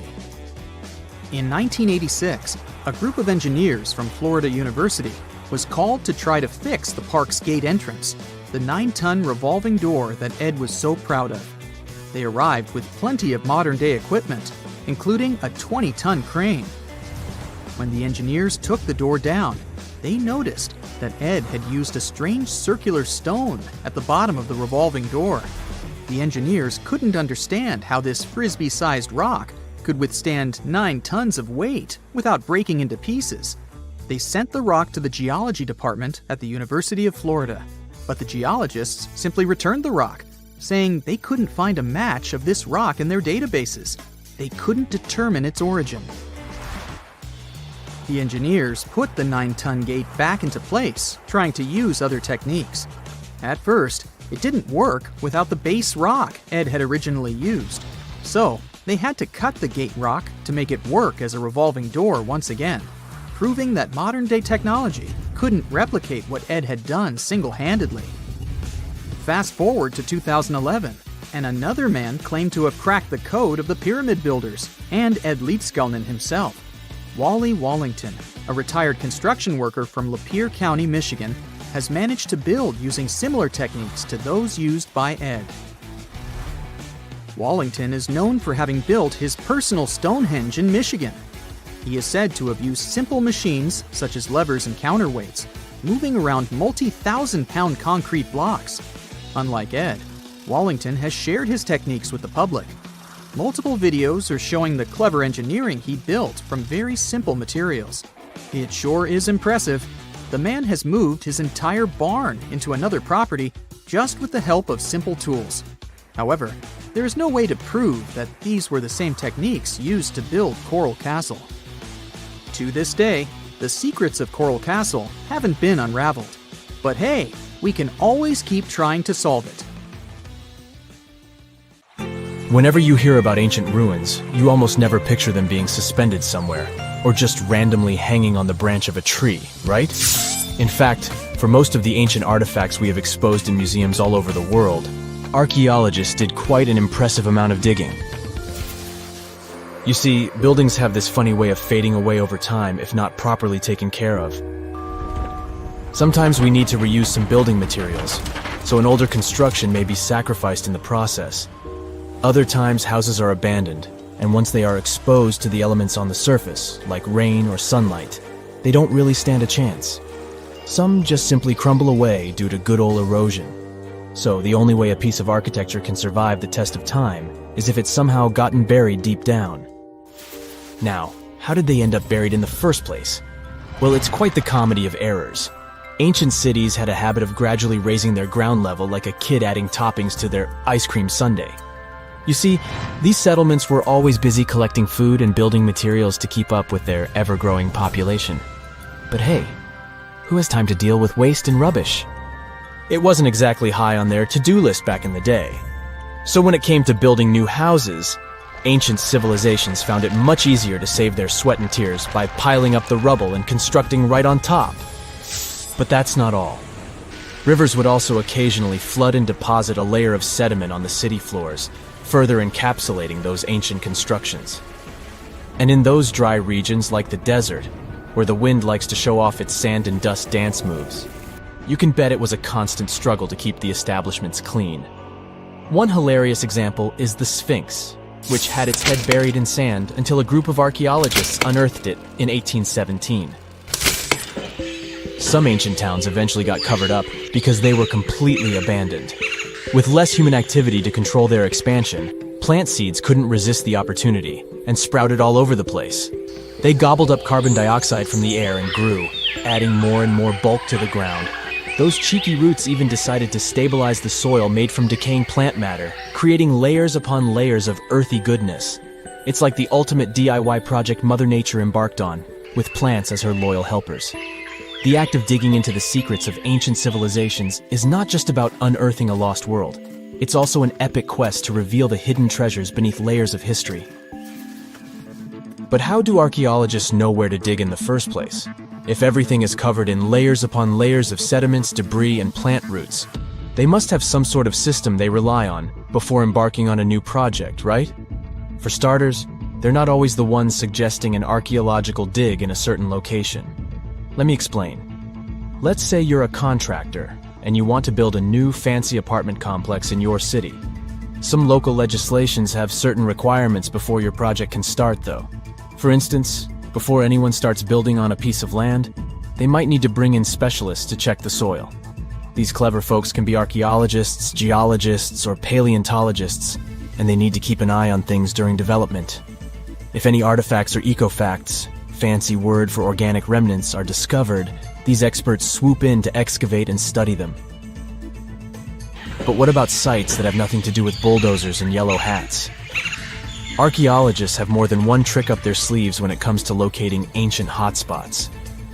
They dive deep into historic records with a healthy dose of detective work. By sniffing out old documents and maps, they can piece together the puzzle of human activity in a specific area. If a site has been visited before, it's even better. Finding records of past excavations or historical accounts can give archaeologists lots of information on where to continue their treasure hunt. Before archaeologists start swinging their shovels, they engage in a bit of a visual scan mission. Armed with a grid system, they'll stroll around the site, keeping their eyes peeled for any artifacts that might be hiding just beneath the Earth's upper layer. From groundstone tools to historic glass and even ancient garbage dumps, yes, they're also valuable. These keen-eyed explorers can spot signs of human activity faster than most people. If they stumble upon midden soil, fancy term for a garbage dump, they know for sure that humans once called this place home. Archaeologists don't just rely on their trusty shovels, though. They have an arsenal of gadgets to aid in their search for hidden wonders. Geophysical tools are like their secret weapons. Take the resistivity meter, for example. This clever contraption measures the electrical component of the soil and any buried features or artifacts. A buried wall, for instance, will create a different resistivity reading than the surrounding soil. Magnetometers and ground-penetrating radar work in similar ways, showcasing potential hints of ancient treasures in the soil. And who could forget our trusty old friend, the GPS? It helps archaeologists map out precise locations, like a high-tech treasure map, leading them straight to their pot of gold. Care to virtually visit some of the most important archaeological sites in the world? Well, follow me. In the United Kingdom, for instance, you'll find this interesting place called Stonehenge. It's one of many henges scattered around, but this one really takes the cake. Picture this: massive ancient stones standing tall and proud, arranged in a funky outer ring and an inner horseshoe, with some smaller stones thrown in for good measure. And guess what? These amazing stones have been around for over 5,000 years. Talk about a serious case of rock-solid longevity. Now, here's where it gets interesting. According to local folklore, the legendary wizard Merlin whipped out his magic wand and poof! He teleported these massive stones all the way from Ireland. Apparently, some giants had assembled them there, but Merlin decided they would look much better at their new location. Others think it's just the ruined remains of an old Roman spiritual edifice. These amazing structures were built by our Bronze Age ancestors. With their simple tools and limited tech, they managed to create this monumental masterpiece. Impressive, right? Unfortunately, there's still so much we don't know about this area. Stonehenge's initial purpose remains a mystery to this day. Sure, there are lots of theories, but scientists have yet to agree on the subject. However, we do know that it's perfectly aligned to catch the sunrise during the summer and winter solstices. The ancient city of Pompeii is an equally amazing archaeological site. Picture this. Mount Vesuvius, a notorious troublemaker, decided to throw a volcanic tantrum and completely covered this ancient Roman city. It turned it into a time capsule, located outside present-day Naples in Italy. Fast forward to the year 1748, when a bunch of adventurous explorers stumbled upon Pompeii.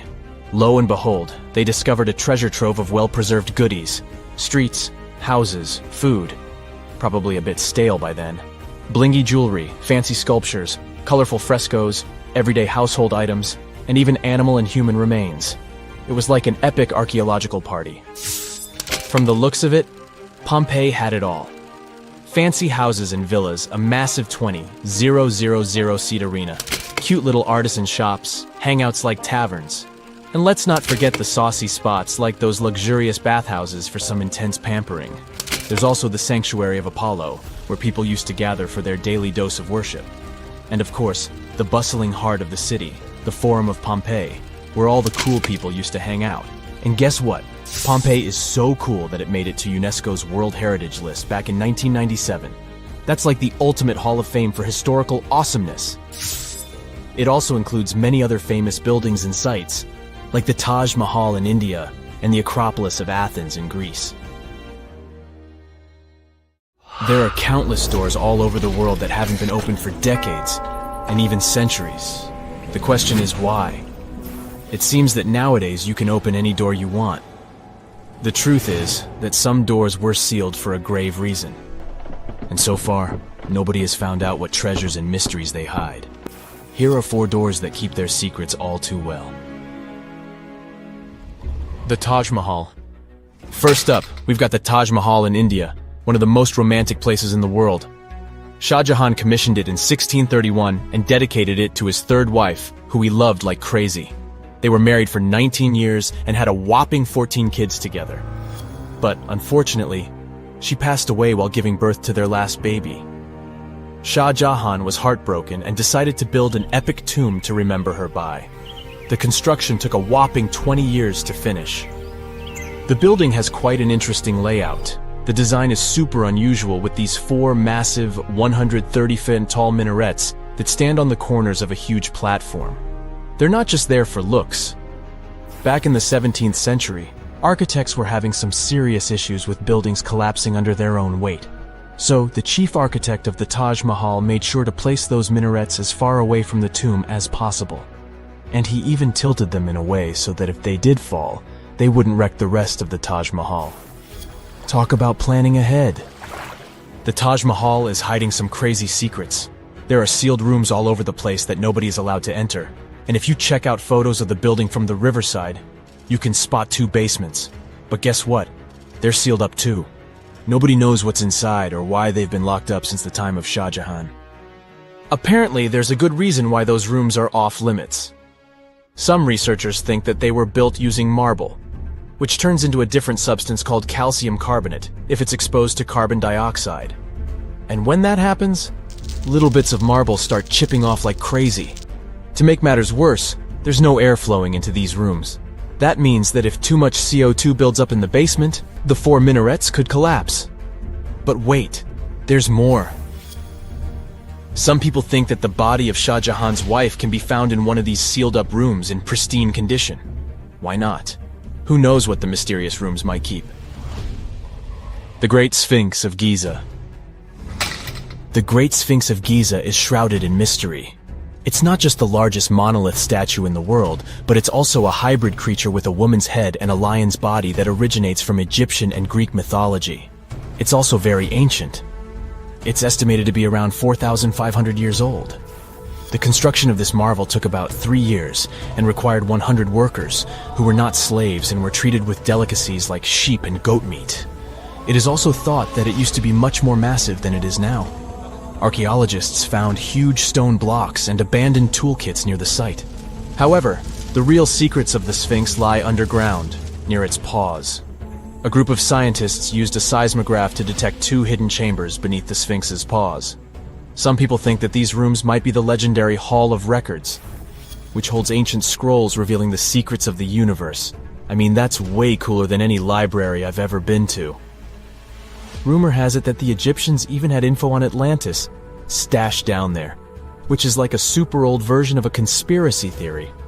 Unfortunately, we can't go on an adventure to check it out just yet. The chambers presumably have 2 entrances, but both remain sealed. The researchers haven't yet received the green light to check out their theory. Let's hope they won't keep us in suspense forever. Sri Padmanabhaswamy Temple. This temple is located in the beautiful state of Kerala in India. This temple is famous for more than just its breathtaking beauty. Underneath the temple there are 6 vaults, creatively named A, B, C, D, E, and F. The enormous iron doors to these chambers add to the mystery of what's behind them. A few years back, the authorities decided to open these vaults to the world, but it wasn't an easy task. You can't just open the doors and enter the vaults. It required a lot of work. It took them a while, but finally, in 2011, they opened 5 of the 6 chambers. And guess what they found? Tons of treasure. Bags of gold, precious gemstones, and priceless diamond jewelry. The estimated worth of everything found in the vaults is a whopping $1 trillion. It's like the temple was the real-life inspiration for Aladdin's Cave of Wonders. But wait, I said 5 of the 6. What happened to the last one? Vault B has remained closed, but not for lack of trying. They simply didn't manage to open it. There is even a belief that it's fatally cursed. Legend says that only a saint or sage can break the curse by chanting a specific mantra. But no one has been able to do this yet, presumably because we don't have saints or sages at our disposal. There is also rumor that in the 30s some temple invaders tried to enter Vault B to do some good old looting. But they never reached their target. Apparently terrible snakes materialized out of nowhere and chased the gang away. But of course, this is just an urban legend, and there is not proof of that. However, it is said that the Auditor General dealing with the temple claimed that Vault B had been opened at least 7 times since 1990, and nothing bad happened to anyone who entered. Who knows? Maybe we should send Indiana Jones to check it out. The First Emperor's Tomb. Deep under a hill, completely undisturbed and surrounded by dangerous traps, lies an ancient 2,000-year-old tomb. It belongs to Qin Shi Huang, the first emperor of China. He was born in the Qin state and became king when he was just a boy. But when he grew up and gained full power, he united the warring states ancient China was divided into by conquering them. After that, he created the Qin dynasty. When he died in 210 BCE, they buried him deep underground in a massive tomb. And when I say massive, I mean massive! Back in 1974, some farmers in Xi'an, China, stumbled upon something strange while digging a well, a huge terracotta soldier. This discovery led to an extensive archaeological dig that has continued for over 40 years, revealing a collection of thousands of clay soldiers. The unique thing about these soldiers is that each one has its own unique features, from hairstyles to facial expressions. It's believed that there could be up to 8,000 of these soldiers, but only 2,000 have been found so far. Interestingly, the central tomb, which is believed to be the resting place of the emperor, is still untouched. In ancient records, there are references to a vast underground city that the emperor built, complete with scenic towers, palaces, and whatnot. Sima Qian, a Han Dynasty historian, wrote that the tomb was adorned with treasures and had space for hundreds of officials, but the lack of technology to properly examine the site is what's holding things up. Qin Shi Huang was surrounded by liquid mercury in his tomb, with 2 of the streams representing the major rivers of China, Yellow River and Yangtze. The ancient Chinese believed that mercury could provide immortality, but it could have also caused the emperor's death since he regularly took mercury pills to prolong his life. The dangerous levels of mercury contamination in the soil near the tomb are the main reason why scientists are reluctant to explore it. It could be very dangerous both for people and for the environment. Now, if I had to choose which door to open, I'd probably go for the one that doesn't lead to a tomb surrounded by poisonous mercury. Call me crazy, but I'd like to avoid any potential health hazards. There are mysterious plasma bubbles floating around the pyramids of Giza. As bizarre as that might sound, let's get one thing clear right off the bat. There's nothing extraterrestrial going on here. Plasma bubbles are those weather anomalies that form in a layer of Earth's atmosphere called the ionosphere. This is an invisible layer surrounding our planet that stretches roughly from 50 to 400 miles above Earth's surface, right at the edge of space. In this layer, the sun, being the giant hot power that it is, basically cooks gases, splitting them into electrically charged particles called plasma.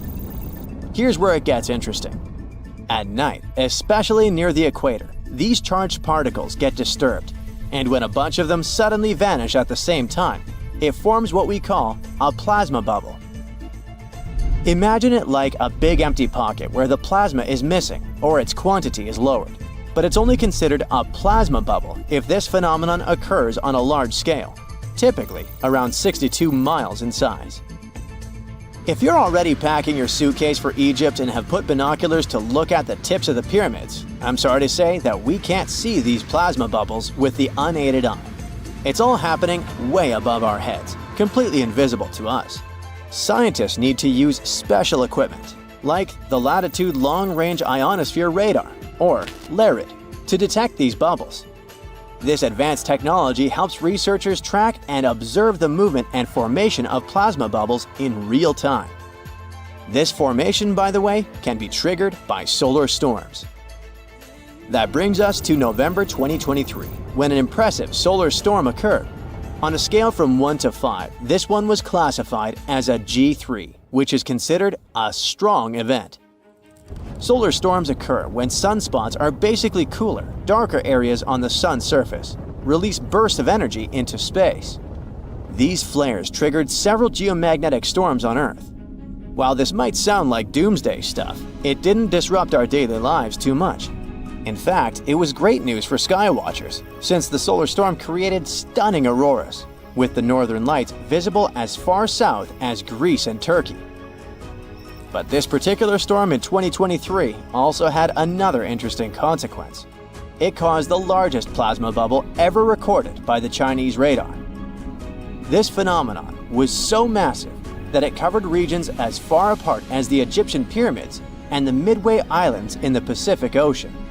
Now that's a huge distance, and it is a big deal for science. And that's because plasma bubbles are a growing threat to modern technology. Experts say they can disrupt satellite communications and GPS systems. So if you're using Google Maps or Waze and suddenly it can't figure out where you are, a plasma bubble might be to blame. Great. We now know what's going on with those bubbles, detected above the pyramids of Giza. But things get even weirder inside this ancient construction. Apparently, the Great Pyramid of Giza has the ability to concentrate electromagnetic energy within its interior. A couple of years ago, a group of researchers decided to see what would happen if they took this ancient architecture and hit it with radio waves. I mean, waves that are similar to the kind your phone uses, but on a much larger scale, up to 1,900 feet long. But since they couldn't just start blasting radio waves at the actual pyramid, they did the next best thing: computer modeling. Using these simulations, the researchers discovered something incredible. The Great Pyramid can actually concentrate electromagnetic energy within its internal chambers, as well as underneath its base, where an unfinished chamber is located. By concentrate, I mean something like trap it. For example, when you shout into a cave, you hear your voice echo back, right? The sound waves don't just disappear, they bounce around and get focused. Similarly, when radio waves hit the pyramid, they don't just pass through or around it. Instead, they get absorbed, bounce around, and focus inside and underneath the pyramid. Our list of mysterious phenomena surrounding the Egyptian pyramids doesn't end there. Inside the pyramid, there's a long, narrow passage that leads to what's known as the King's Chamber. This room sits at the center of the pyramid, and it's believed to have been the final resting place of Pharaoh Khufu, the ancient Egyptian leader who commissioned the entire thing over 4,000 years ago. When visitors step into the King's Chamber, two things normally strike them: the room's incredible acoustics and its heavy, imposing structure, which is entirely lined with red granite. Recently, scientists have started to connect these two facts. Some researchers now believe that the King's Chamber might be able to catch or pick up sound energy generated from other parts of the pyramid. In other words, this room might have been designed to amplify sound in a way that no other chamber in the pyramid can. To test this theory, researchers conducted an experiment where they sang in the Queen's Chamber, which is located directly below the King's Chamber. Here's where it gets wild. The music couldn't be heard in the lower underground rooms of the pyramid, but it sounded loud and clear in the King's Chamber. One possible explanation for this is the type of stone used in the King's Chamber: pink granite. Granite is known for its piezoelectric properties, meaning it can absorb energy from its surroundings, like sound vibrations, and convert it into electrical energy. This suggests that the chamber's unique acoustics might be due to more than just the shape of the room. It could be that the granite itself plays a role in amplifying and concentrating sound waves. According to scientists, these discoveries open up a whole new field of research into the pyramid's potential. Could the ancient pyramids have somehow harnessed the energy created by sound waves, or even Earth's natural vibrations? It might sound far-fetched, but considering the granite's piezoelectric properties are well documented in modern science, it's not entirely impossible. Who knows? Maybe we've only just scratched the surface of what the pyramids were truly capable of. Speaking of just scratching the surface, there's even more to think about, like how the pyramids ended up in such a perfect location. It seems the builders lined up the Great Pyramid with the cardinal points, meaning its sides are almost perfectly aligned with the four main directions: north, south, east, and west. There are many theories about how they did it, but one study suggests that Egyptians might have used the fall equinox to achieve this perfect alignment.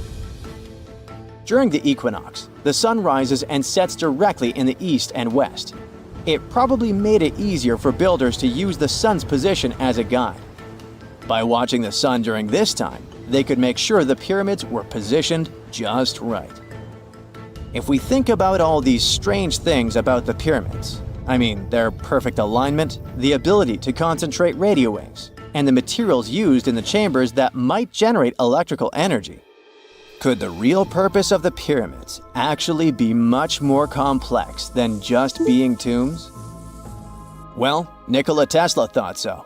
It is said that the famous inventor and engineer was kind of obsessed with the Egyptian pyramids, and he wondered if they might actually be giant energy transmitters. He believed the shape and position of the pyramids could help them function as huge generators, capable of producing free, limitless energy.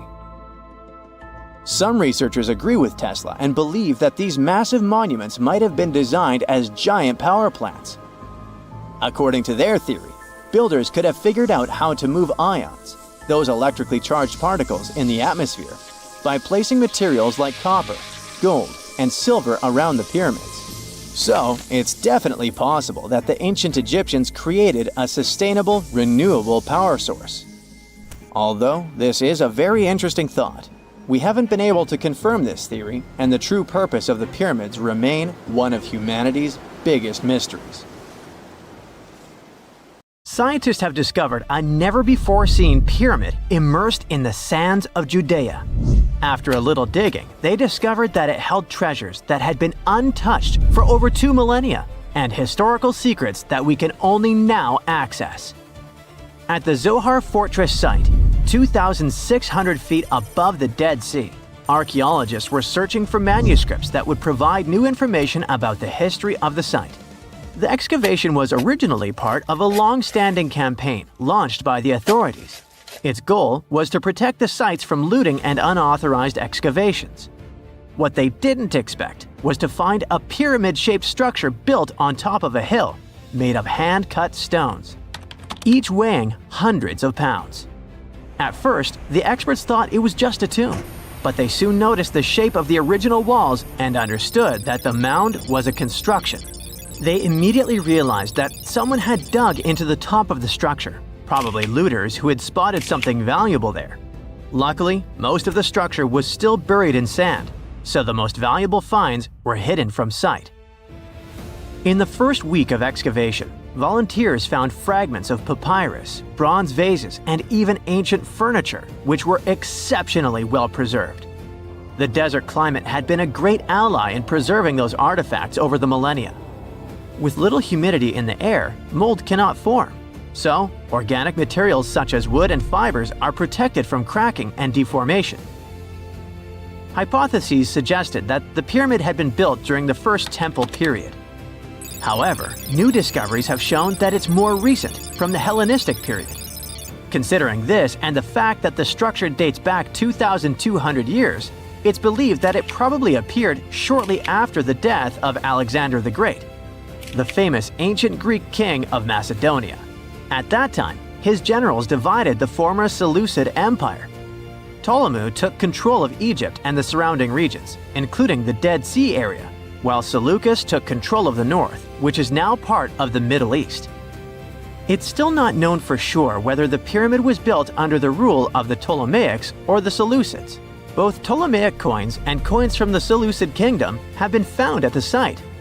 Even so, many scholars believe it was built when the region was under Ptolemaic control. Evidence also suggests that the building, despite its longevity, collapsed at some point. But that's not why it was abandoned by the ancient Egyptians, which begs the question of what purpose it was built for. Some believe it was used as a tomb due to its picturesque location on top of a hill. Others believed it may have served as a historical monument. However, one of the strongest theories is that the pyramid was a guard tower, protecting an important trade route along which salt and bitumen resources from the Dead Sea were transported to coastal ports.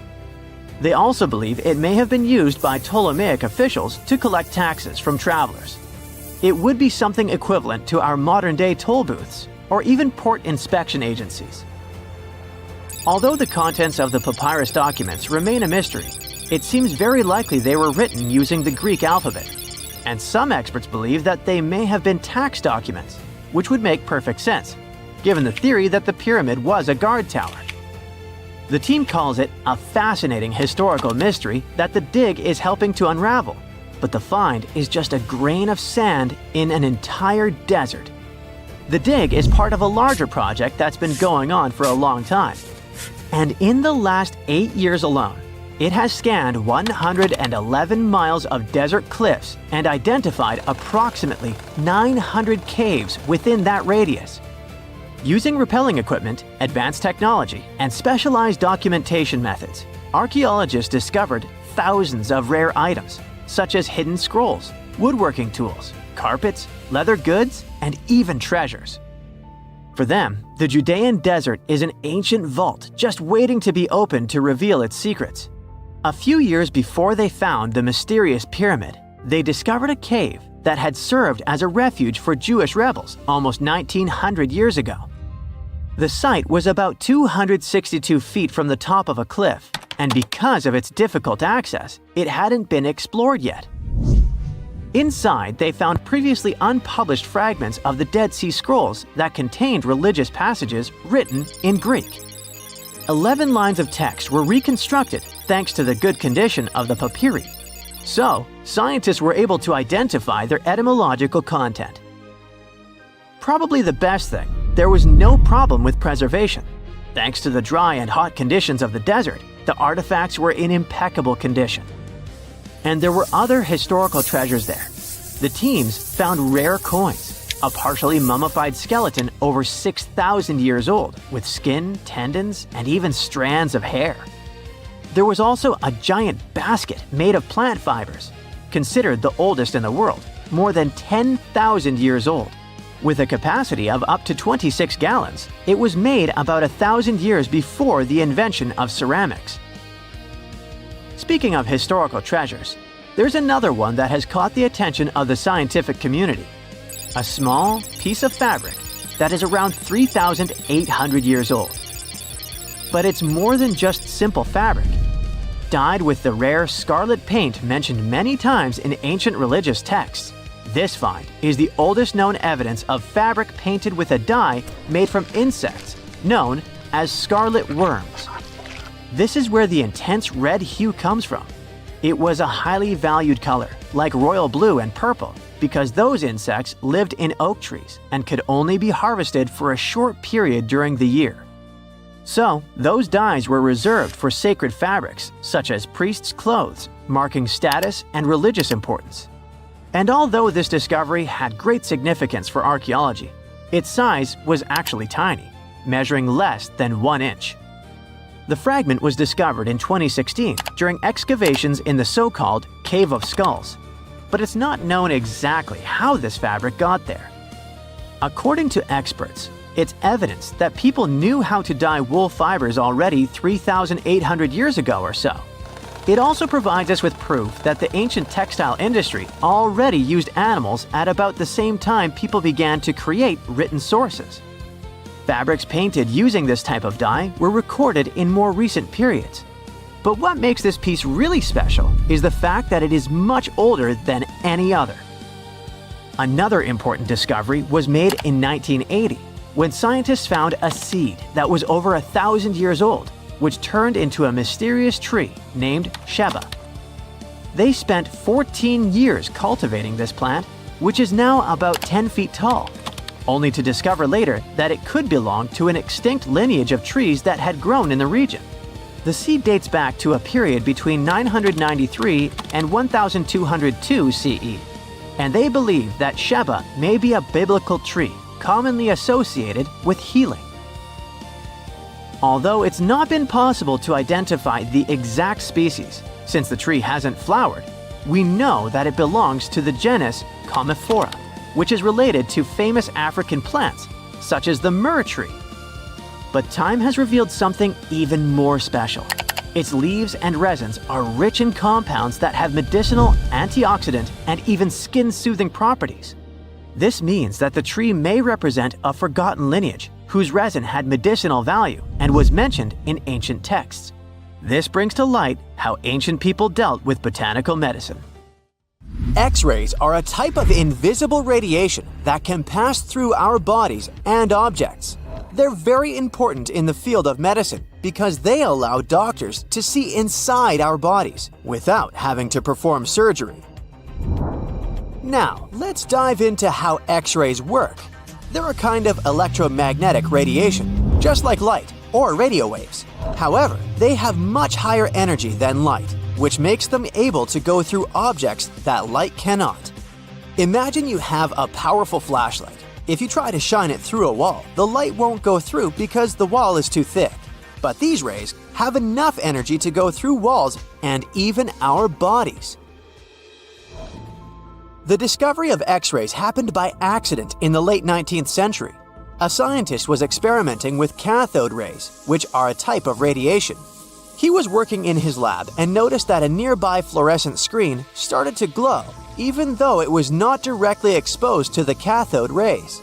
He realized that something invisible was causing the fluorescence, and he named it X-ray, because X is the mathematical symbol for something unknown. He continued experimenting with such rays and discovered that they could pass through many objects, like flesh and bones, but not through denser materials like metal. He also found that X-rays could create images on photographic plates, just like a camera takes pictures. The way this works is quite fascinating. Imagine you're standing in front of a bright light and you hold your hand in front of your face. Your hand blocks the light and you can't see through it. But if you place a sheet of tissue paper in front of your hand, some light will pass through, and you'll be able to see the outline of your hand. X-rays work in a similar way. When a doctor wants to take an X-ray of a part of your body, they will ask you to stand or lie down next to a machine. This device has a special plate that can capture the image. Let's say the doctor wants to further examine your arm. They will place the X-ray plate on one side of your arm and the machine on the other side. Then, the machine will produce a controlled burst of X-rays that pass through your arm. Remember how we talked about the tissue paper allowing some light to pass through? Well, in this case, some of those X-rays will go through your arm, while others will be absorbed or blocked by the denser parts of your body, like bones. The plate captures the X-rays that pass through your arm, and it creates an image. This image shows the bones and other structures inside your body, allowing the doctor to see if there are any problems or injuries. Now, you might be wondering why X-rays can pass through some things but not others. It has to do with the density and composition of the objects. Denser materials like bones absorb more X-rays, so they appear white in the image. So when you look at the result, you'll see your bones as white shapes. Other tissues like muscles and organs are less dense and allow some of those rays to pass through, so they appear as gray shadows. What if I told you there's a whole new way you can peek inside objects, but without using X-rays? I'm not talking about magic powers. Take a comfortable seat while I explain what mutography is. This fascinating scientific technique allows us to see inside objects and even beneath the Earth's surface using a special type of particle called a muon. These elementary particles are very similar to electrons, but they're much heavier. They are created high up in the Earth's atmosphere when cosmic rays, which are particles coming from space, collide with the air molecules. Now, muons are special because they can pierce through different materials. They can pass through rock, soil, and even buildings. Scientists realized this potential back in the 1950s when they were studying cosmic rays and noticed that some of the particles could pass through thick materials. The first muography experiments took place in the 60s. Specialists discovered that muons can be detected using special devices called muon detectors. These detectors are usually placed underground or in specially designed laboratories to shield them from other particles and background radiation. Now let's dive into how muography actually works. Imagine you have a large object, like a pyramid, a mountain, or even an ancient statue, and you want to see what's inside without damaging it. First, detectors are positioned around the object or in the area you want to examine. These detectors are sensitive to muons and can track their paths. When such a particle passes through a detector, it leaves a trace, like footprints in the sand. By collecting data from multiple detectors, scientists can reconstruct the paths. Here's where things get really cool. The Earth's atmosphere acts like a natural filter for muons. It turns out that the more massive an object is, the more particles it will block. So, if you have a large, dense object like a mountain, fewer muons will pass through it compared to a smaller, less dense object, like an empty box. This difference in the number of particles that reach the detectors can give us clues about what's inside the objects. Scientists use computer algorithms and mathematical techniques to analyze the data and create images. These images represent the density distribution of the object being studied. It's like creating a map that shows where the densest areas are and where there's gaps inside the object. The concept of muography is similar to using shadows to understand the shape and size of an object.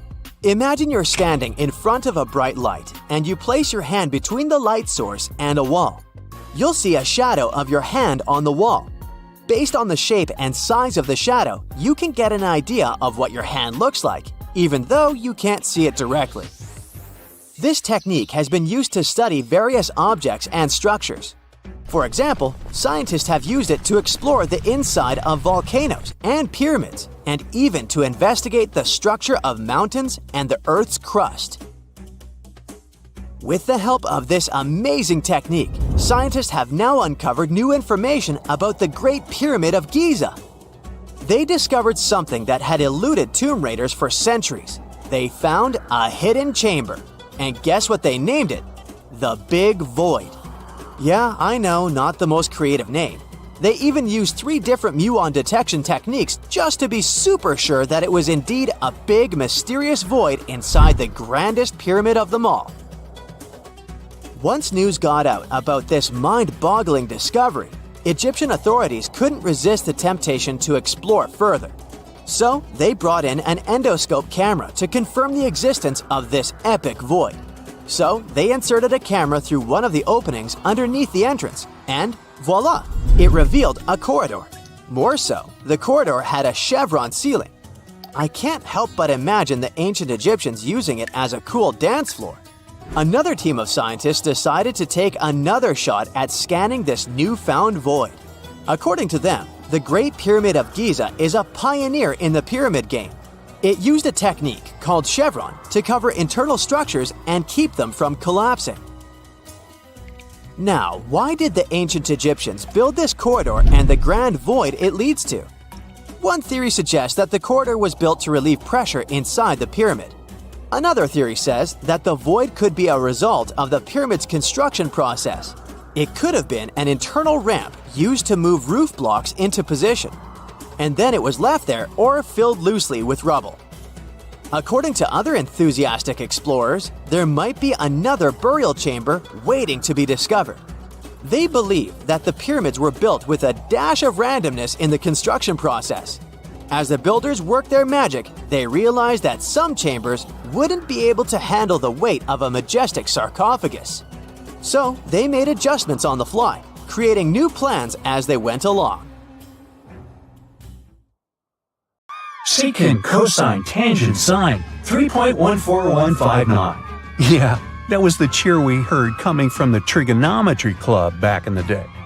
For the rest of us in math class, terms such as sine, tangent, and pi were just bewildering.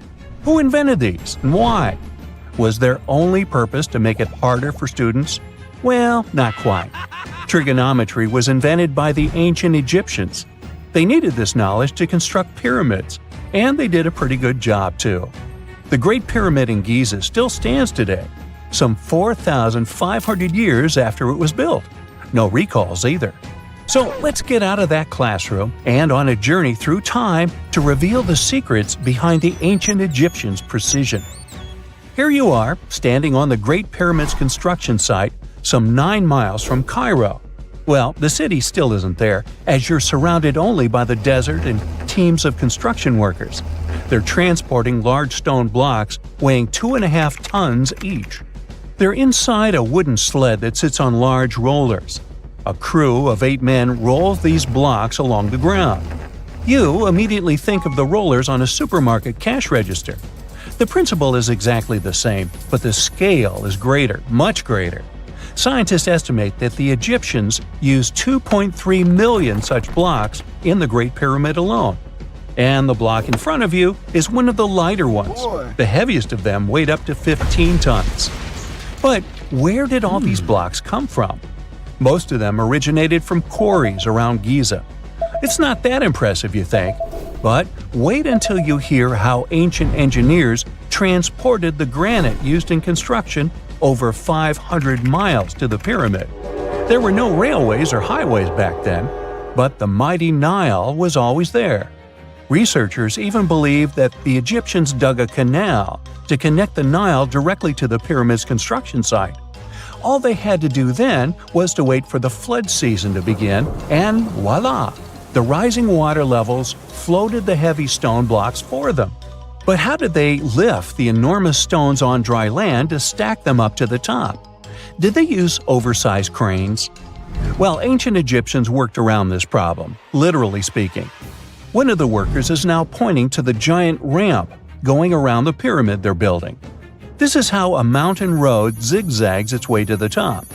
If the ramp went directly to the top of the pyramid, then workers couldn't pull the stone blocks along it. It would be too steep.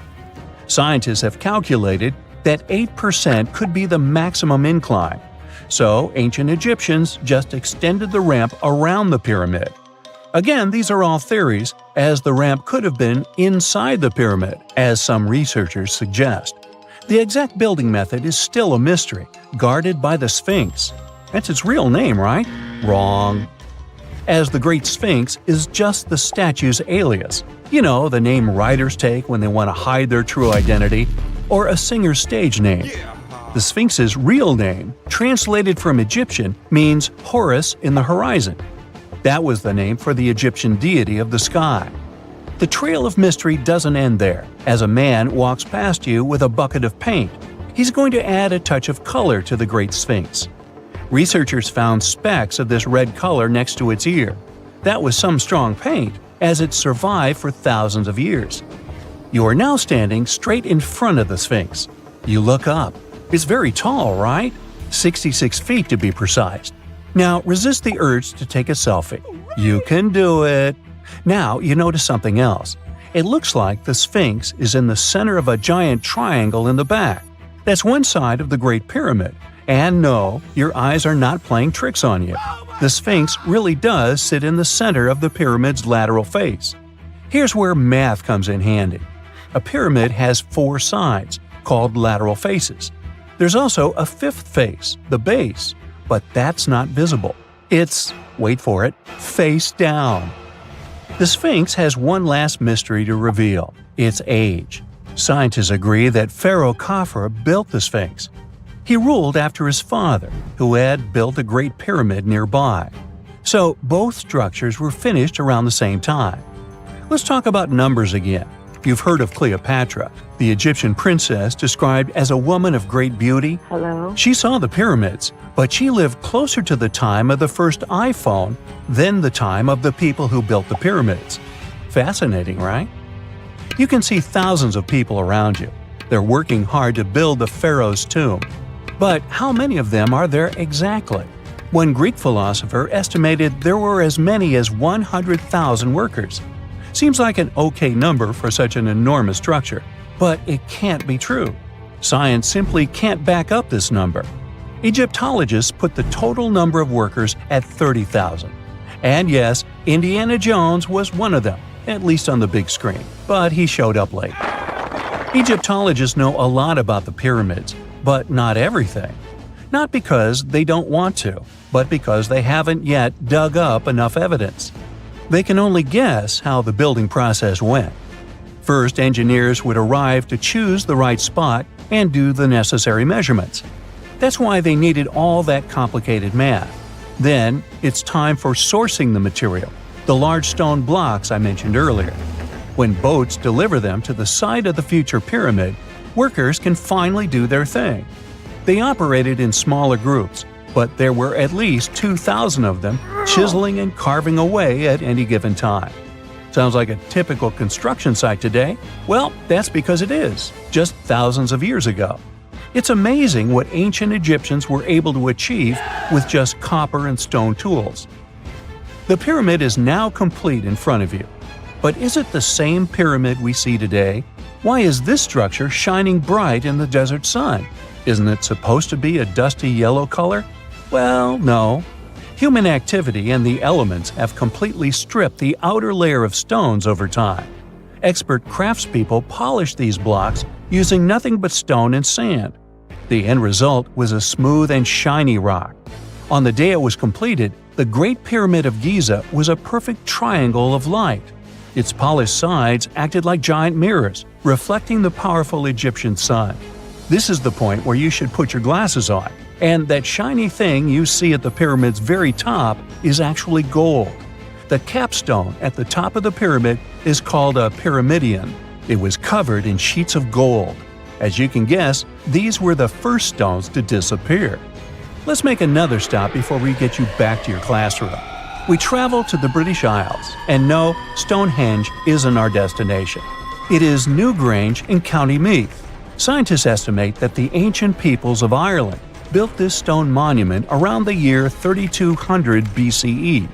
This makes it older than both Stonehenge and the Great Pyramid in Giza. The function of the circular mound in Newgrange is the same as the one of the Great Pyramid and equally mysterious. The estimated amount of loose stone present in the valley is over 220,000 tons. And it's not just randomly thrown on a pile. The order in which the stones are set makes the structure water-resistant. That would explain how Newgrange had survived for so long. Kinda makes you want to splash out the cash for that waterproof phone case, huh? Well, you're back in your school desk, but today's math lecture is the last thing on your mind. You're thinking about how great the Egyptian pyramids are, and if we have something similar today. It turns out modern engineers are just as impressed with the Great Pyramid as you are. There's a glass pyramid sitting in the main courtyard of the famous Louvre Museum in Paris. The panorama of San Francisco wouldn't be complete without the 48-story Transamerica Pyramid. But Las Vegas went the furthest. There we find the Luxor Hotel. It's so big that it's the third largest pyramid on the planet. And guess what's in front of it? Yup, a replica of the Sphinx. It's 110 feet tall, 2 stories higher than the one in Giza. Yeah, everything's bigger in Vegas.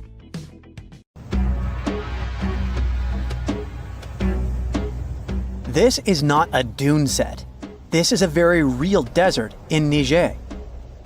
Jado was probably built by the nomadic Sao people and is filled with ksars, which are fortified houses made of salt and clay, with giant walls and secret passages. Located deep in the desert, it was once a vital stop for trans-Saharan caravans, but is now a hotspot for smugglers and bandits. The site has been off-limits since 2002 due to its dangers. The origin of the ksars remain a mystery. No archaeological studies have been conducted, leaving many questions unanswered.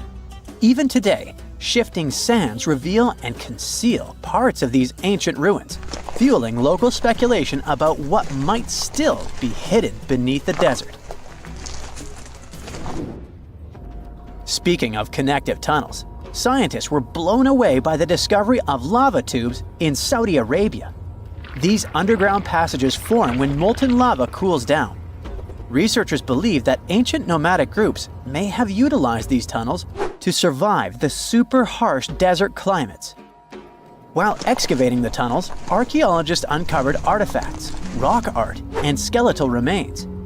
The art and animal bones show that the people who used the tunnels were probably sheep and goat herders.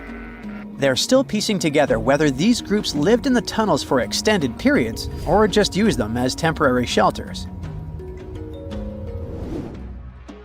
The Great Pyramid of Giza has been standing for thousands of years, but it's still hiding secrets. Using special scanning technology, scientists found two hidden structures under an ancient burial ground. The first is a shallow L-shaped structure, and below it is a much larger space that could be a final resting place or a chamber. The smaller structure was filled with sand on purpose, while the deeper one might be an empty chamber. Experts believe the two are connected, possibly as an entrance leading to a secret chamber. This is big news because it might give us some more insight into who built the pyramids and why. The world is full of ancient writing, but some messages refuse to give up their secrets, like the mystery of the Bashplemi tablet. This unusual stone, pulled from a lake in Georgia, is covered in symbols no one can read. Even with modern technology, experts are completely stumped. The tablet is about the size of a book, with 60 symbols carefully carved into its surface, but 39 of them don't match any known language. Some resemble scripts from ancient civilizations in the Middle East, India, and Egypt, but none are an exact match. To make things even trickier, part of the tablet is broken off, meaning a piece of the puzzle is missing forever. To rule out a hoax, scientists studied the tablet closely. They confirmed it's made of vesicular basalt, an extremely tough local rock. Whoever carved these symbols must have been really skilled. Based on similar archaeological finds, experts believe the tablet could date back thousands of years, possibly to the late Bronze or early Iron Age. Some symbols repeat, which could mean they're numbers. Maybe it's an inventory list, a record of battles, or even an offering to the deities. Until someone cracks the code, the Bashplemi tablet remains an unsolved mystery from the depths of history. Experts are still stumped with what this Minoan disc might mean. The Phaistos disc is one of the most mysterious finds from the Minoan civilization. This 6-inch clay object, discovered in 1908, has strange spiral markings that no one has fully decoded yet. The disc has 241 symbols on both sides, showing everything from people and animals to tools and plants. Experts have come up with many theories about what the symbols mean. Some think it's an early form of Greek.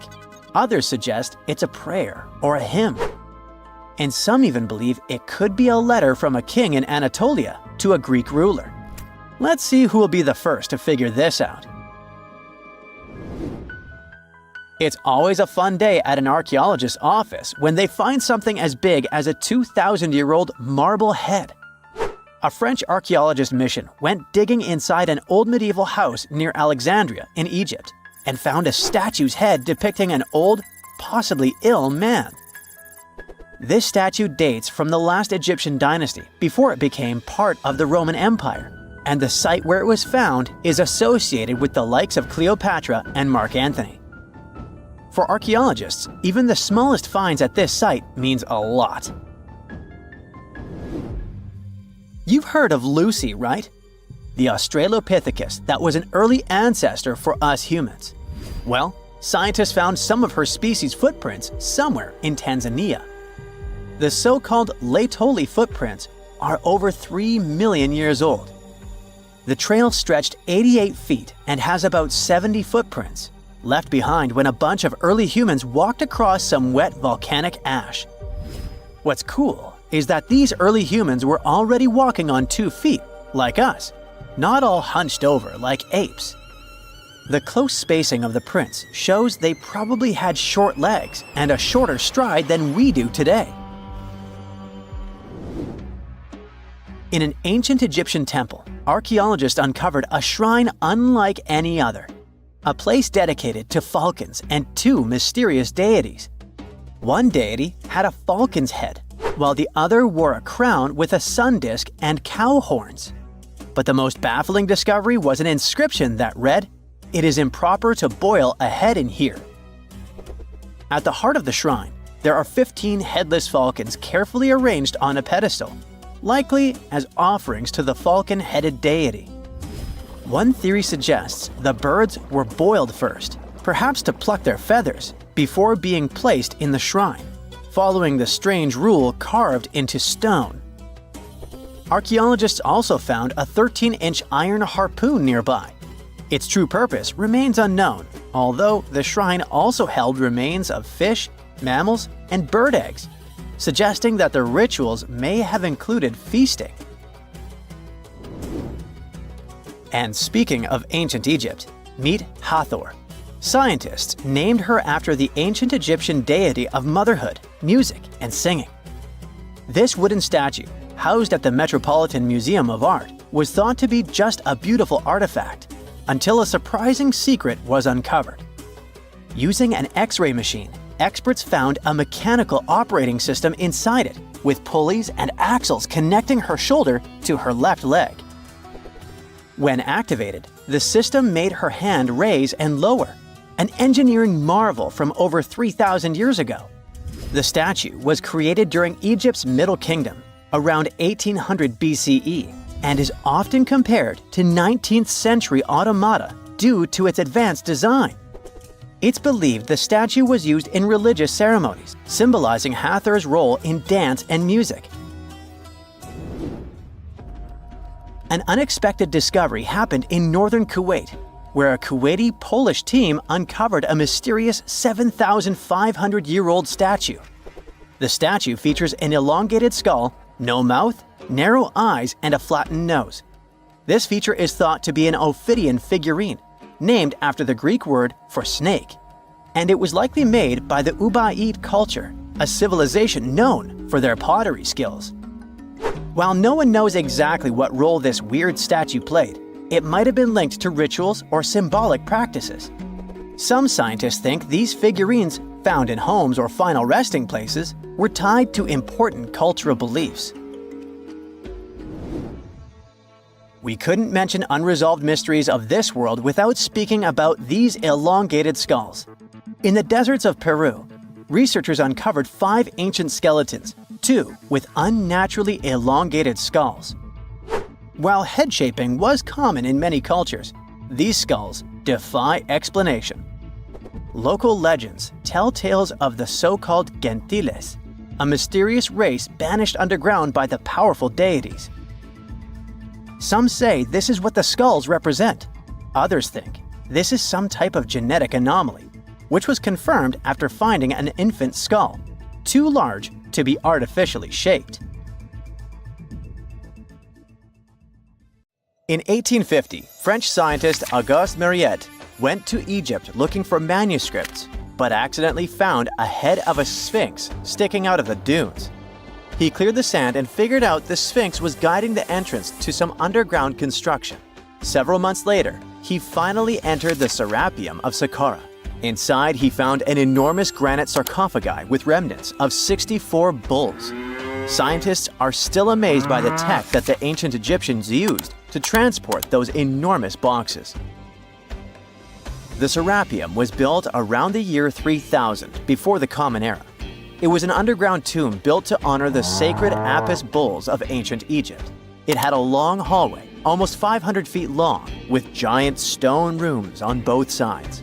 Some of the sarcophagi weighed as much as 50 average cars, and all of them were made with super precision, with exact 90-degree angles.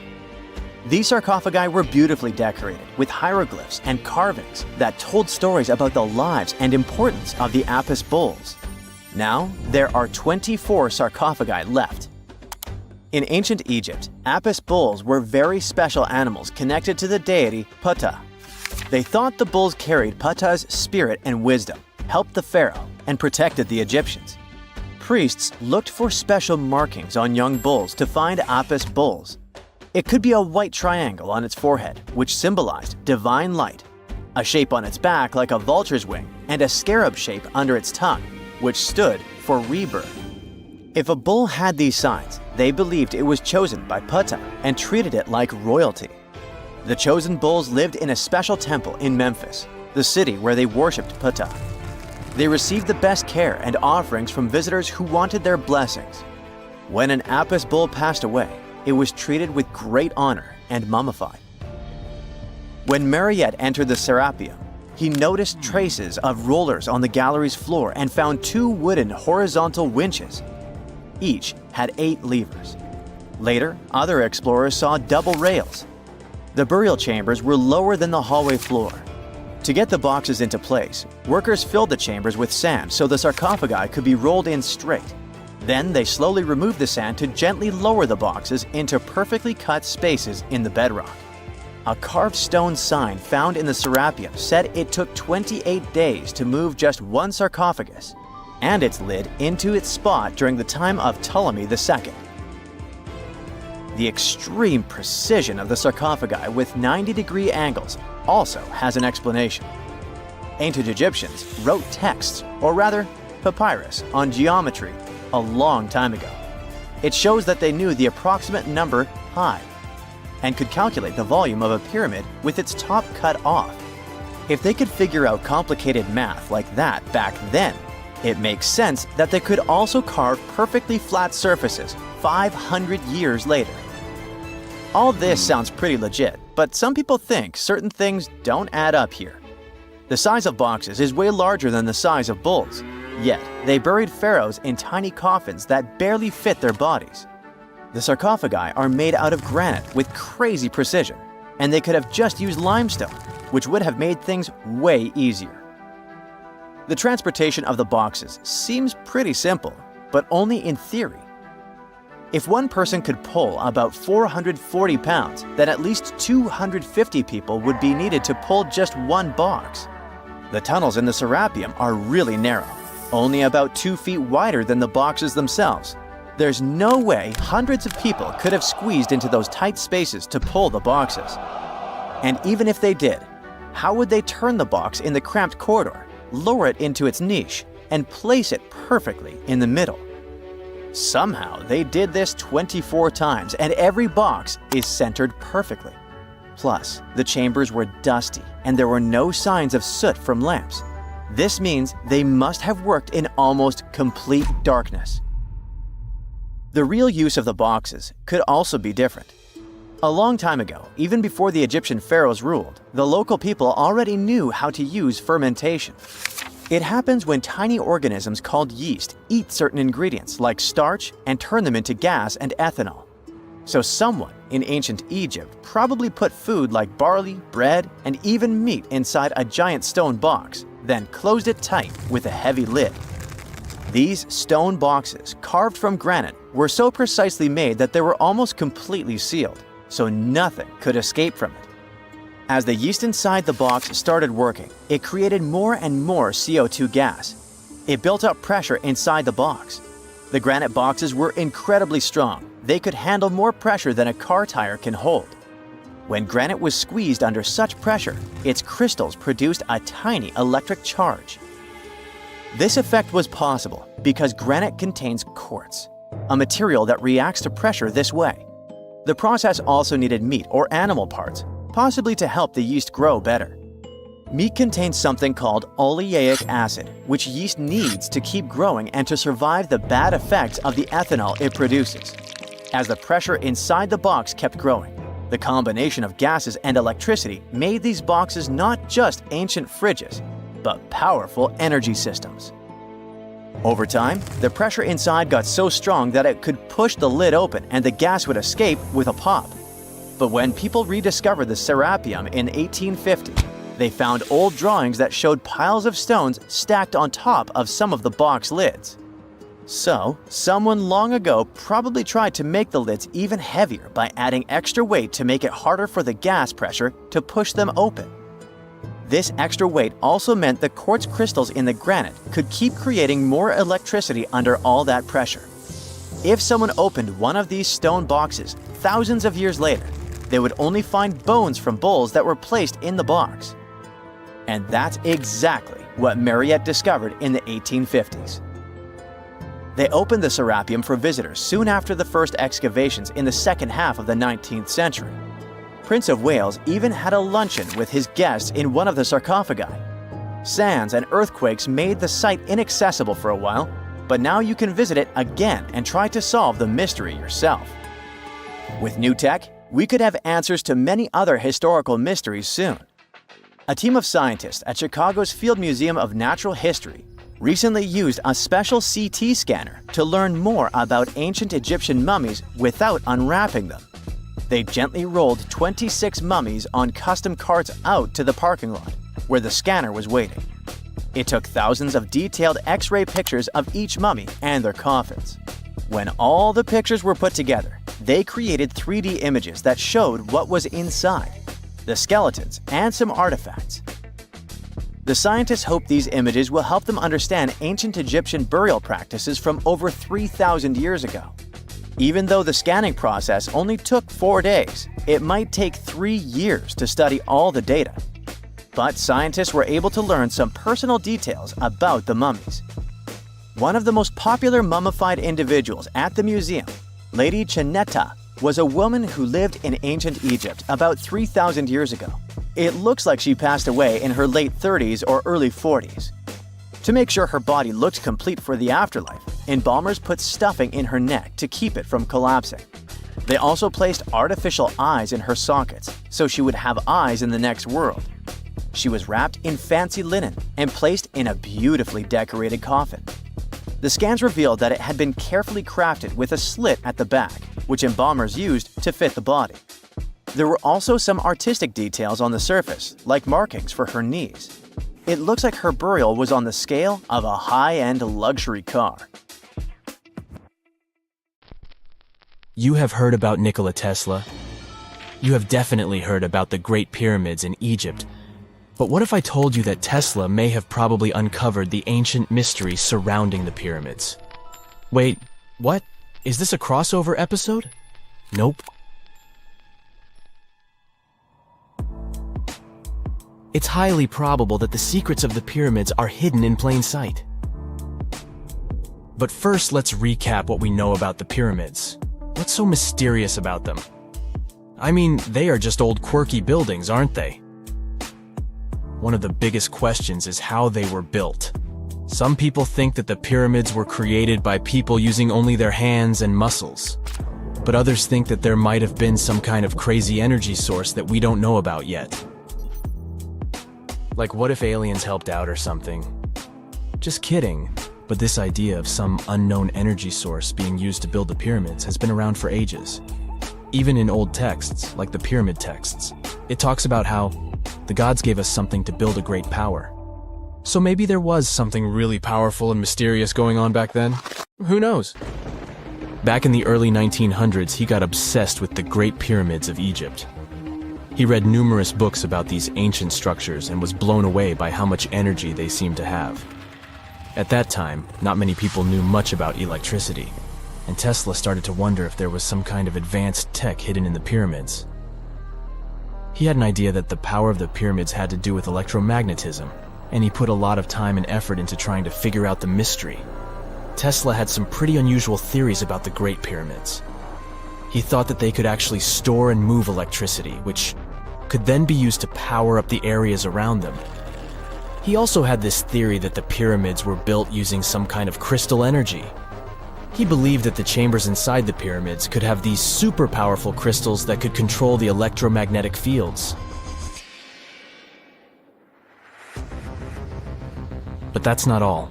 Tesla also had this idea that the materials used to make the pyramids had properties that allowed them to trap energy from the sun and the moon. And not just a little bit of energy. He thought that the pyramid could actually create this massive energy field that could light up whole cities or even brighten up dark places. He thought that the pyramids could be used as giant power plants to generate electricity and run machines. Tesla even believed that the pyramids were somehow linked to cosmic energy, which could be used for spiritual enlightenment and healing. How very new age of him. Anyway, Tesla wasn't just pulling these ideas out of thin air. He was seriously into studying everything he could about the pyramids, from ancient artifacts and texts to hieroglyphs and drawings. And he came up with this idea that the pyramids were designed to be energy amplifiers. and some kind of unknown energy source was used during their construction. Some people thought Tesla was eccentric for coming up with these theories, but his ideas have actually had a huge impact on the way we think about the pyramids today. Researchers and scholars have been digging into his theories for years and using them to uncover some of the biggest mysteries surrounding these ancient structures. For example, recently scientists have used theoretical physics to investigate how the Great Pyramid of Egypt would react to certain radio waves. They found out that if the radio waves were a certain length, the pyramid could concentrate the energy inside its rooms and focus it under its base. The scientists did lots of calculations to figure this out.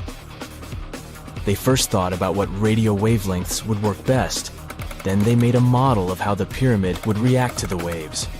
They figured out how much of the energy from the waves would get absorbed or spread out. Lastly, they checked how the energy would move around inside the pyramid when the waves hit it. To help explain all of this, the scientists used something called multipole analysis. This is when you take a complicated object and break it down into simpler parts. Then you can see how each part interacts with the energy that's coming in. It's like taking apart a puzzle to see how each piece fits together. The researchers are interested in how all of this can be used in the future. They want to make really tiny particles that can do the same thing as the pyramid, but with light. By changing the size, shape, and the material of these particles, they can control how the light moves around them. This can be really useful for things like making tiny sensors or super efficient solar cells. The scientists had to make some guesses when they were doing their research. They assumed that there weren't any hidden spaces inside the pyramid, and that the material used to build it was all the same. But even with these guesses, they still made some pretty impressive discoveries. But the pyramid study is not the only proof that Tesla was ahead of his time. There are more Tesla's projects that seemed unrealistic at the time, but that scientists and enthusiasts reevaluate and try to implement today. Let's talk about Tesla's most ambitious project, the Wardenclyffe Transmission Tower. Back in 1900, Tesla was already a big shot when it came to electrical engineering in America. People were blown away by his amazing inventions and the fact that he managed to outdo Thomas Edison in the battle of currents. However, Tesla wasn't content to rest on his laurels. He decided to embark on his most ambitious project yet, the transmission tower at Wardenclyffe. It was built between 1901 and 1905, and it was based on one of Tesla's breakthrough ideas. He had a vision to make the impossible possible by creating a global wireless communication system. It would use Earth itself as a conductor, transmitting music, news, stock market reports, secured military communications, and even facsimile images. Does it sound familiar? Right, it sounds just like the internet that we use today, only without the use of any wires. But Tesla had a much bigger dream in mind, to transmit power wirelessly. He already proved that high-frequency signals could be sent without any wires using his Tesla coil transformers, and this sparked his obsession with wireless energy transmission. His vision was to not only transform the way we communicate, but also to find a way to transfer power currents globally by tapping into the Earth's natural energy. Tesla believed that there was an abundance of free energy all around us that could be used for humanity's benefit. In 1899, he conducted some top-secret experiments and got convinced that it was possible to transmit electrical power through the Earth's upper atmosphere. This is actually how the Wardenclyffe Tower was created. It was supposed to be the prototype station for a network of towers all over the globe that would provide the whole world with wireless energy. Unfortunately, Tesla didn't have the resources or the patience of his investors to bring this project to fruition. It ran into all sorts of financial problems and roadblocks, and in 1917, the unfinished tower was finally torn down for scrap metal to pay off Tesla's mounting debts. Now it remains a sad reminder that even the greatest minds can sometimes fall short of their dreams. The original red brick laboratory, however, is still there, and it is the only Tesla lab that has survived. Fun fact, in 2017, a film crew made a crazy discovery. They used ground-penetrating radar to explore the area around Wardenclyffe, and they found a whole series of tunnels stretching for hundreds of feet underneath the site. Nobody knows exactly what these tunnels were used for, but people have been speculating for years that they were part of Tesla's grand plan. Wardenclyffe, of course, is a major landmark for Tesla enthusiasts from all over the world. Who knows? Maybe someone will finally crack the mystery of the tunnels one day. But even if they don't, the legacy of Tesla and his amazing ideas lives on. Imagine working 7 days a week on a large-scale construction site. You, along with thousands of others, carry millions of stone blocks and put them on top of each other according to a complex system. You work without modern construction equipment. You have no air conditioning or constant access to water. It's so hot outside that you can fry eggs on the road. You've been building the pyramid for decades, and now, when it's finally done, you enjoy the result of the colossal work of thousands of people. You're looking at a giant cultural monument of global value that will freeze in time and amaze people for tens of thousands of years. A few thousand years have passed. People in the 21st century see the pyramids and are like, "Wow, I can't believe humans have built this." Yeah, the people who built the pyramids wouldn't have appreciated such a theory. But actually, there are reasons to believe that people built it using some fantastic technology. From the outside, it seems the Great Pyramids are just big triangles of stone. People just put some heavy blocks on top of each other, and that's it. In fact, the design seems too perfect to be true. The pyramid consists of more than 2 million blocks. They lay so close to each other and are so even that you couldn't squeeze even a thin sheet of paper between them. Scientists still can't figure out the exact technology for building the Egyptian pyramids. One of the biggest and most famous is the Great Pyramid of Giza. This huge construction, well known all over the world, has one big secret. There should be a capstone on top of the pyramid. It's a triangular-shaped stone block, a small pyramid on top of a huge one. It's also called a pyramidion. The builders of ancient Egypt made it out of granite and limestone and covered it with gold. No records or old drawings prove that there was a pyramidion at the top of the Great Pyramid of Giza. But there's another ancient Egyptian structure with such a triangle, the Red Pyramid. It was built before the Great One, and its capstone has survived to this day. Archaeologists have found and reconstructed it. But where could the capstone of the Great Pyramid be? It's a mystery that still has no answer. Some are sure that some thieves have stolen it from the top. Maybe they just climbed up and pushed the pyramidion down. It makes perfect sense. The capstone was probably the most valuable element of the pyramid. Many scientists and archaeologists still don't know its exact purpose. Some believe that this peak covered with gold glorified the pharaohs. The capstone reflected moonlight at night and illuminated the entire space around it. During the day, the capstone reflected sunlight with its shiny surface. You could have noticed it from afar. The top of the pyramid was a kind of guiding star for lost travelers.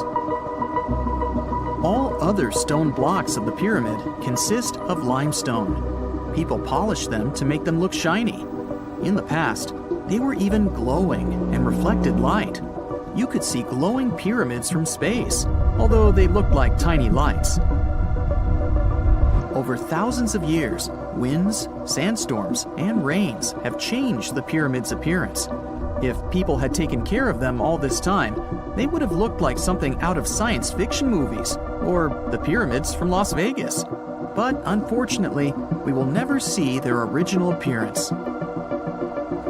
Some archaeologists and scientists believe that the capstone could absorb the sun's energy and distribute it evenly throughout the pyramid. No one knows precisely why the Egyptians needed this technology. There's a theory the pyramids are ancient energy systems. The pharaohs applied this energy to use some unique technologies that were more advanced than all the achievements of the 21st century. And the triangular shape of the pyramids was ideal for boosting this electromagnetic energy. In theory, solar radiation, or electromagnetic forces, accumulated at the top of the pyramid, filled the inner rooms, and then went down the walls to the base. Any surface distortion could prevent the flow from spreading, so they had to create a perfectly smooth surface. That's why they installed the blocks so that nobody could squeeze a needle or razor blade between them. Many people believe in this theory because they built the pyramids from limestone. This material can hold energy inside itself. In the inner part, they created granite deposits to cause air ionization, that is, to create an electric charge. They also dug channels under the pyramid for water to transmit electricity. And at the top, they put a gold capstone, the best conductor of electricity. So, this is how you get a great power generator. Different cultures used similar technologies to create electricity all over the world. But these are all theories.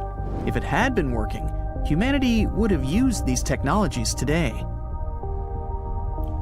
There are mentions of the metal industry, chemistry, engineering, physics, mathematics, and astronomy in some ancient records. Most scientists don't believe in all these things. We know the detailed stages of the technology's development in different cultures. In the 21st century, scientists, historians, and anthropologists can track the evolution of all modern devices. If people had created some technological inventions in ancient times, the history of the world would have looked different. Perhaps all the achievements of antiquity could have been wiped off the face of the earth by global cataclysms. And it can happen to us. Just imagine how people would dig up a laptop in 5,000 years. Perhaps they wouldn't understand what kind of device it is. Another Egyptian wonder surrounded by mystery is the statue of the Sphinx. The Egyptians carved it out of a single massive piece of limestone about 4.5 thousand years ago. But scientists still don't know the exact date of its construction or who built it. People painted the Sphinx in different colors, so it looked much brighter and more vivid in the distant past. It was shining just like the Great Pyramids. Anyway, time hasn't only changed its appearance, but its name too. Initially, the Egyptians called it Hora-Mekhet. The Greeks renamed it the Sphinx about a few hundred years after it had been built.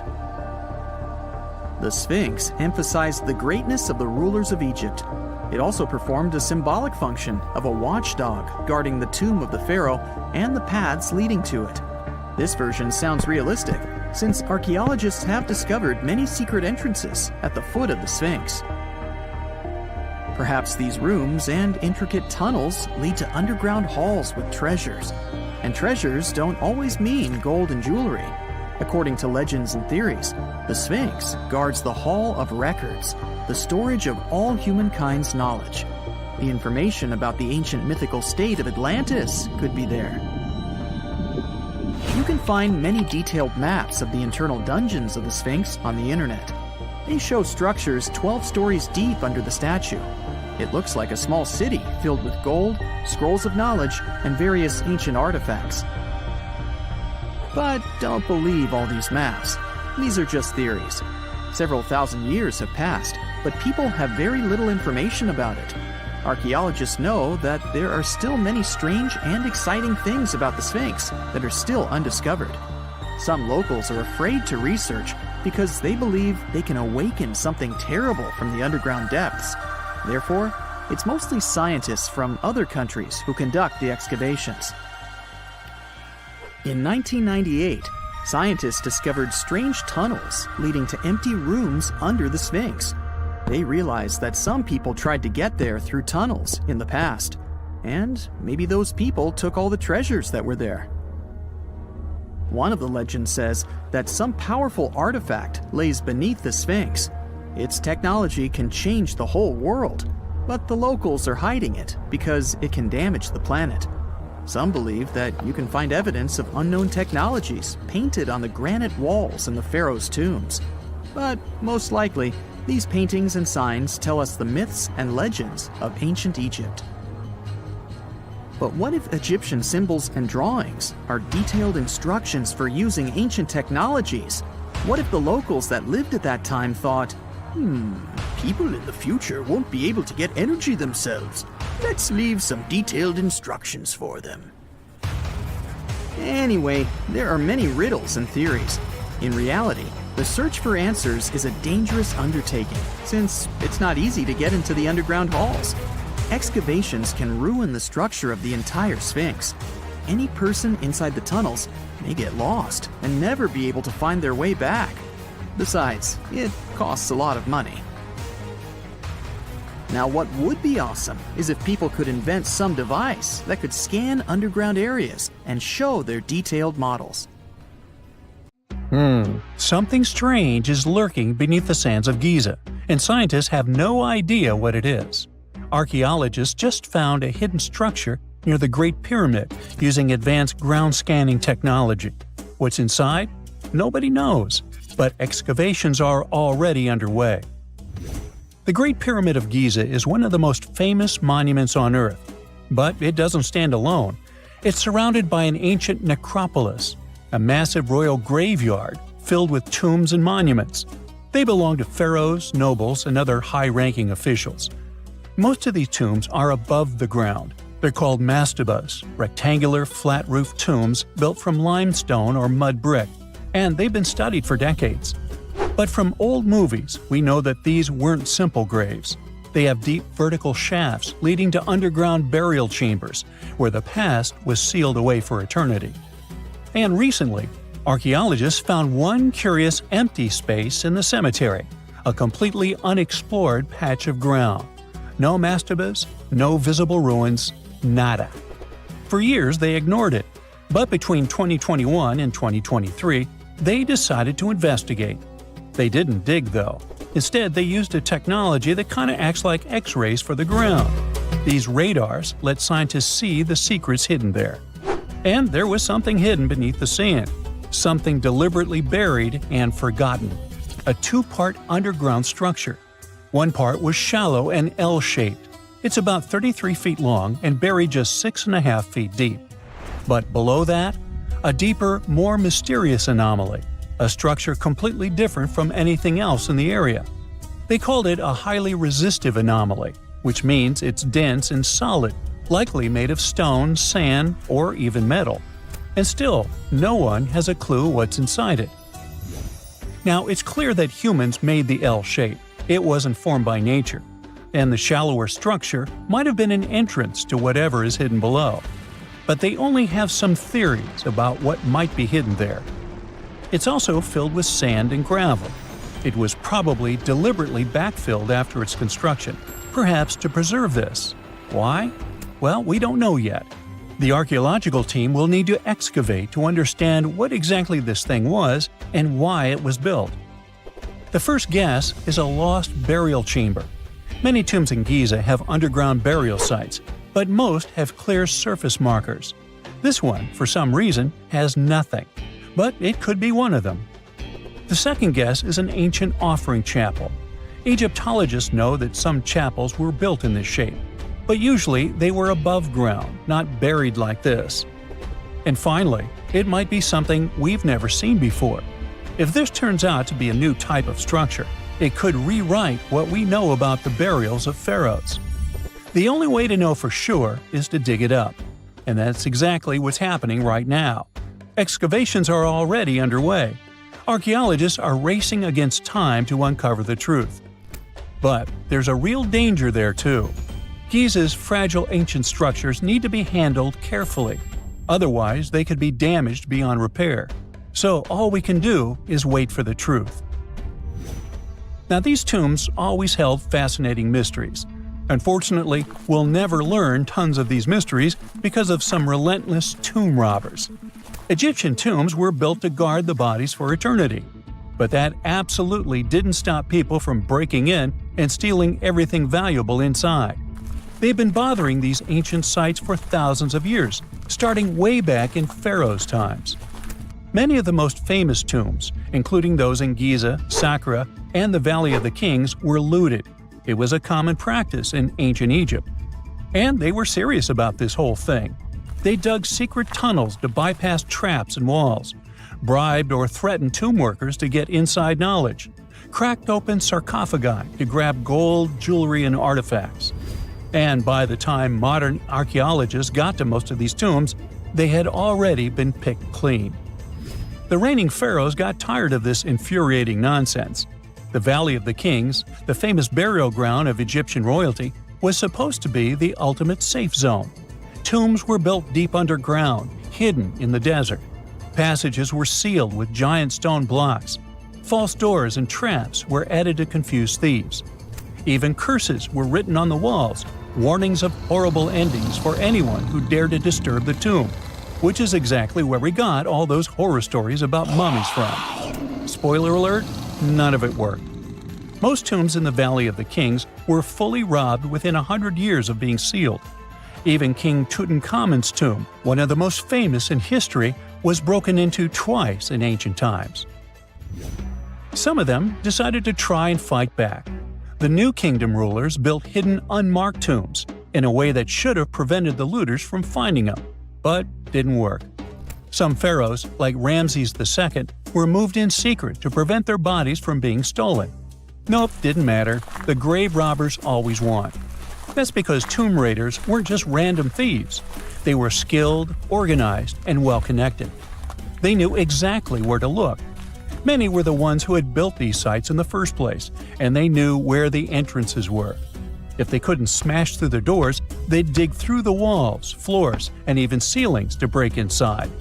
They also worked fast, often within a few years after the tombs were sealed, before anyone forgot where the valuable stuff was. The Khufu's pyramid, the one that's next to this newly discovered structure, was looted long before modern times. The one thing left inside when explorers got there? An empty granite box where the sarcophagus used to be. Unfortunately, it's not just about gold. History itself gets stolen during these raids. Ancient Egyptians wrote detailed records of what exactly and where they buried. So when archaeologists compare these lists to what's found, they can see what's missing, which is often everything valuable. Most artifacts don't end up in museums. They just disappear into private collections, where they can never be studied again. Which is, of course, completely unfair. In fact, a few countries have had enough and started passing laws to take historical artifacts back from private collectors. In Italy, if you own an ancient Roman artifact, you must prove you got it legally. China is actively hunting down stolen artifacts, and they must find ways to retrieve it back from the Western collectors. In Egypt, they passed new laws making it illegal for private citizens to own any ancient Egyptian artifacts at all. Other countries, like the US, the UK, Germany, or Switzerland, are completely fine with rich guys owning their history. The British Museum is built on looted things. European empires invaded half the planet and took whatever they wanted back home. Their museums are often full of such stolen artifacts, and unfortunately, they refuse to give most of them back. For example, the Rosetta Stone. It was taken from Egypt by Napoleon's army, then stolen again by the British after they beat the French. Egypt has been demanding to return for years, but they still can't get it back. Or the Parthenon marbles. These magnificent, massive Greek structures were taken from the Parthenon in Athens by a British lord in the 19th century. Greece has been begging for them back ever since, but the UK doesn't feel like it. Not to mention tons of Mesoamerican artifacts scattered in various museums across the world. European explorers raided Mayan and Aztec temples, took statues, jewelry, and sacred objects, and now Mexico is fighting to get them back. Well, wouldn't it be surprising even if this mysterious underground chamber has somehow been looted already? But if it's a newly found place, could it be one of the few that escaped the hands of grave robbers? Could there still be ancient artifacts, untouched for 4,500 years? We can only hope that those guys didn't get there first. Wow! Scientists have found a lost city beneath Egypt's pyramids. And it's incredibly large, bigger than the biggest target you can imagine. Underground chambers, passageways, and vertical structures. Scientists have no idea what purposes they serve. But let's start from the very beginning. Italian and Scottish scientists studying the Pyramid of Khafra discovered something that looked like secret tunnels under 3 pyramids. This find might change what we know about ancient Egypt. The expedition, called the Khafra Project, was led by Corrado Malunga from Pisa, Italy, and Filippo Biondi from the University of Strathclyde, Scotland. Their mission was to focus on exploring Khafra's pyramid, the second largest on the Giza Plateau. Scientists uncovered a massive structure beneath the Pyramid of Khafra. Could it be an ancient Egyptian underground city? The experts analyzed the data they had and came to the conclusion that 8 large vertical structures could be hiding beneath, possibly wells or shafts. They extend a staggering 6,500 feet across. Imagine placing 2.5 Burj Khalifas on the ground, one after another, and you get the sheer size of this find. These shafts also plunge nearly 2,000 feet underground. Some of the deepest underground stations in the world are located at a mere 380 feet underground or so. These cylindrical shafts are surrounded by spiral paths. Picture some old Gothic castle. They're connected to 2 giant, weirdly shaped chambers. Are those cubes? Or possibly bowls? Each of these chambers is likely more than 260 feet across. Now, even though we know about the structures now, no one has figured out their original purpose yet. Want to hear something even more shocking? Okay then. The team is almost sure that similar access points can be found under all 3 pyramids. In other words, all of them might be linked by a hidden system of underground tunnels, chambers, and passages. Even deeper, about 4,000 feet under the surface, there might be more unknown structures. And doesn't it add to the mystery? But the coolest news is that, according to some team members, these hidden structures near Giza pyramids could align with the legendary Halls of Amenti. In ancient Egyptian mythology, it's a place where people are believed to arrive when they're close to the end of their days. There, they are said to take a 3-day-long trial, facing their biggest fears. Now, how did scientists even discover these hidden spaces? To uncover them, researchers used 2 satellites positioned 420 miles above Earth. They sent radar signals to the Giza Plateau, and these signals generated detailed images, which were later compiled into a 3D model of the underground layout, including the newly detected shafts. Then, using synthetic aperture radar or SAR technology, which is a type of radar that can penetrate through stone, the team also spotted 5 small room-like structures hidden deep within the pyramid. One of these chambers contained a sarcophagus, which was once thought to be the tomb of Pharaoh Khafra. But now, scientists believe this was a mistake. The true burial site is likely to be elsewhere. In any case, these 5 hidden rooms were completely unknown before the scans. They seem to be arranged in the center of the pyramid and are linked to underground pathways leading somewhere below the structure. There's an opinion that these tunnels could lead to more hidden chambers and wells. Some of them might be around 4,500 years old. Wow! What if they help us solve ancient civilization mysteries? Preliminary data suggests that all this underground space can be much more than a few empty chambers. There might be many more hidden structures near the Giza pyramids. How come? Well, the thing is, the structure appears to include hollowed-out sections with spiral pathways leading even deeper underground. Refining the images hinting at this could reveal an extensive subterranean network. It might be a whole city hidden under the surface. Now, despite the excitement surrounding these findings, there are also a lot of people who don't believe in the existence of the underground city. They're skeptical about the archaeological discovery in Egypt due to the lack of peer-reviewed verification. That's why several archaeologists and radar experts have challenged the validity of the claims. They've explained that the technology used to make the discovery may not be advanced enough to produce such detailed underground imagery. According to them, the 5 smaller chambers found near the surface could be natural formations, since the area had had sacred significance long before the construction of the pyramids. Some experts have even dismissed the use of radar methods in this context altogether. They call these methods scientifically unproven and question their accuracy. The discovery has also reignited discussions about ancient Egyptian myths and the possibility of hidden texts lying somewhere beneath the Giza pyramids. The layout of the newly detected underground chambers shares similarities with mythological accounts of the Hall of Records, a rumored chamber that could preserve early Egyptian wisdom.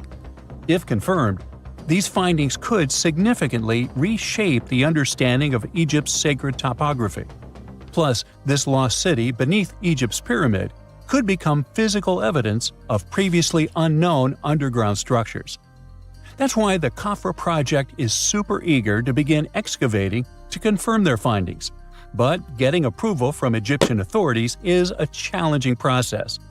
The discoveries still need to undergo peer review before they are accepted by the academic community. By the way, this recent archaeological discovery in Egypt comes on the heels of another discovery involving a weird structure beneath the Royal Giza Cemetery, which researchers believe is unnatural in origin. Archaeologists used remote sensing techniques and uncovered a mysterious L-shaped structure underground in the Western Cemetery of Giza. This area is known to house burials of royal family members and high-ranking officials. Many of the tombs in the cemetery have above-ground mastabas, rectangular stone or mud brick structures with flat roofs. But there is an area in the center of the cemetery where there are no above-ground structures. To investigate this unexplored region, the team used electrical resistive tomography and ground-penetrating radar. ERT works by sending electrical currents into the ground and measuring the resistance to detect remains. As for GPR, it sends radar into the ground and maps the structures based on the radar's return. The team found an anomaly about 6.5 feet beneath the surface. It appeared to be an L-shaped structure measuring at least 33 feet in length. The readings suggested that the structure had been backfilled with sand after its construction. This made the team hypothesize that it could be a mix of sand and gravel, or possibly an air void. This anomaly was classified as a highly resistive structure, which meant it didn't occur naturally. Motoyuki Sato, the study's lead author and professor at Tohoku University in Japan, claims that the structure is not a natural formation due to its sharp shape. Another weird thing about ancient Egyptian pyramids is that historians have long believed that they were built primarily for royals and high-status individuals who had the wealth and power to create such massive structures. However, new research from the archaeological site of Tombos in modern-day Sudan challenges this assumption. The thing is, Tombos' pyramid may have served as burial sites for low-status workers as well as elites. The hard-working members of ancient communities may have found their last resting place in some of the most visible monuments, including the pyramids. Located along the Nile River in the ancient region of Nubia, Tombos became part of Egypt after its conquest of the area around 1400 BCE. That's when Egypt established the site to strengthen its colonial control. Workers at Tombos built pyramids, but those were much more modest than the famous pyramids of Giza. The research team reanalyzed 110 human skeletons from Tombos, originally studied in 2012. In particular, they examined the entheses, the areas where tendons and ligaments attach to bones. Such an analysis can give us insights into the amount of physical labor a person performed. When someone does hard labor, their bones often develop distinct crests and ridges at these attachment points due to the stress on the tendons and ligaments. And while some skeletons showed little change in their entheses, suggesting they belonged to individuals from the upper classes, others showed more serious changes. It means they belong to lower-class workers. This finding can totally challenge our earlier understanding of pyramid burials, especially the idea that only elites were buried in the pyramids, because the pyramids themselves were designed for the elite.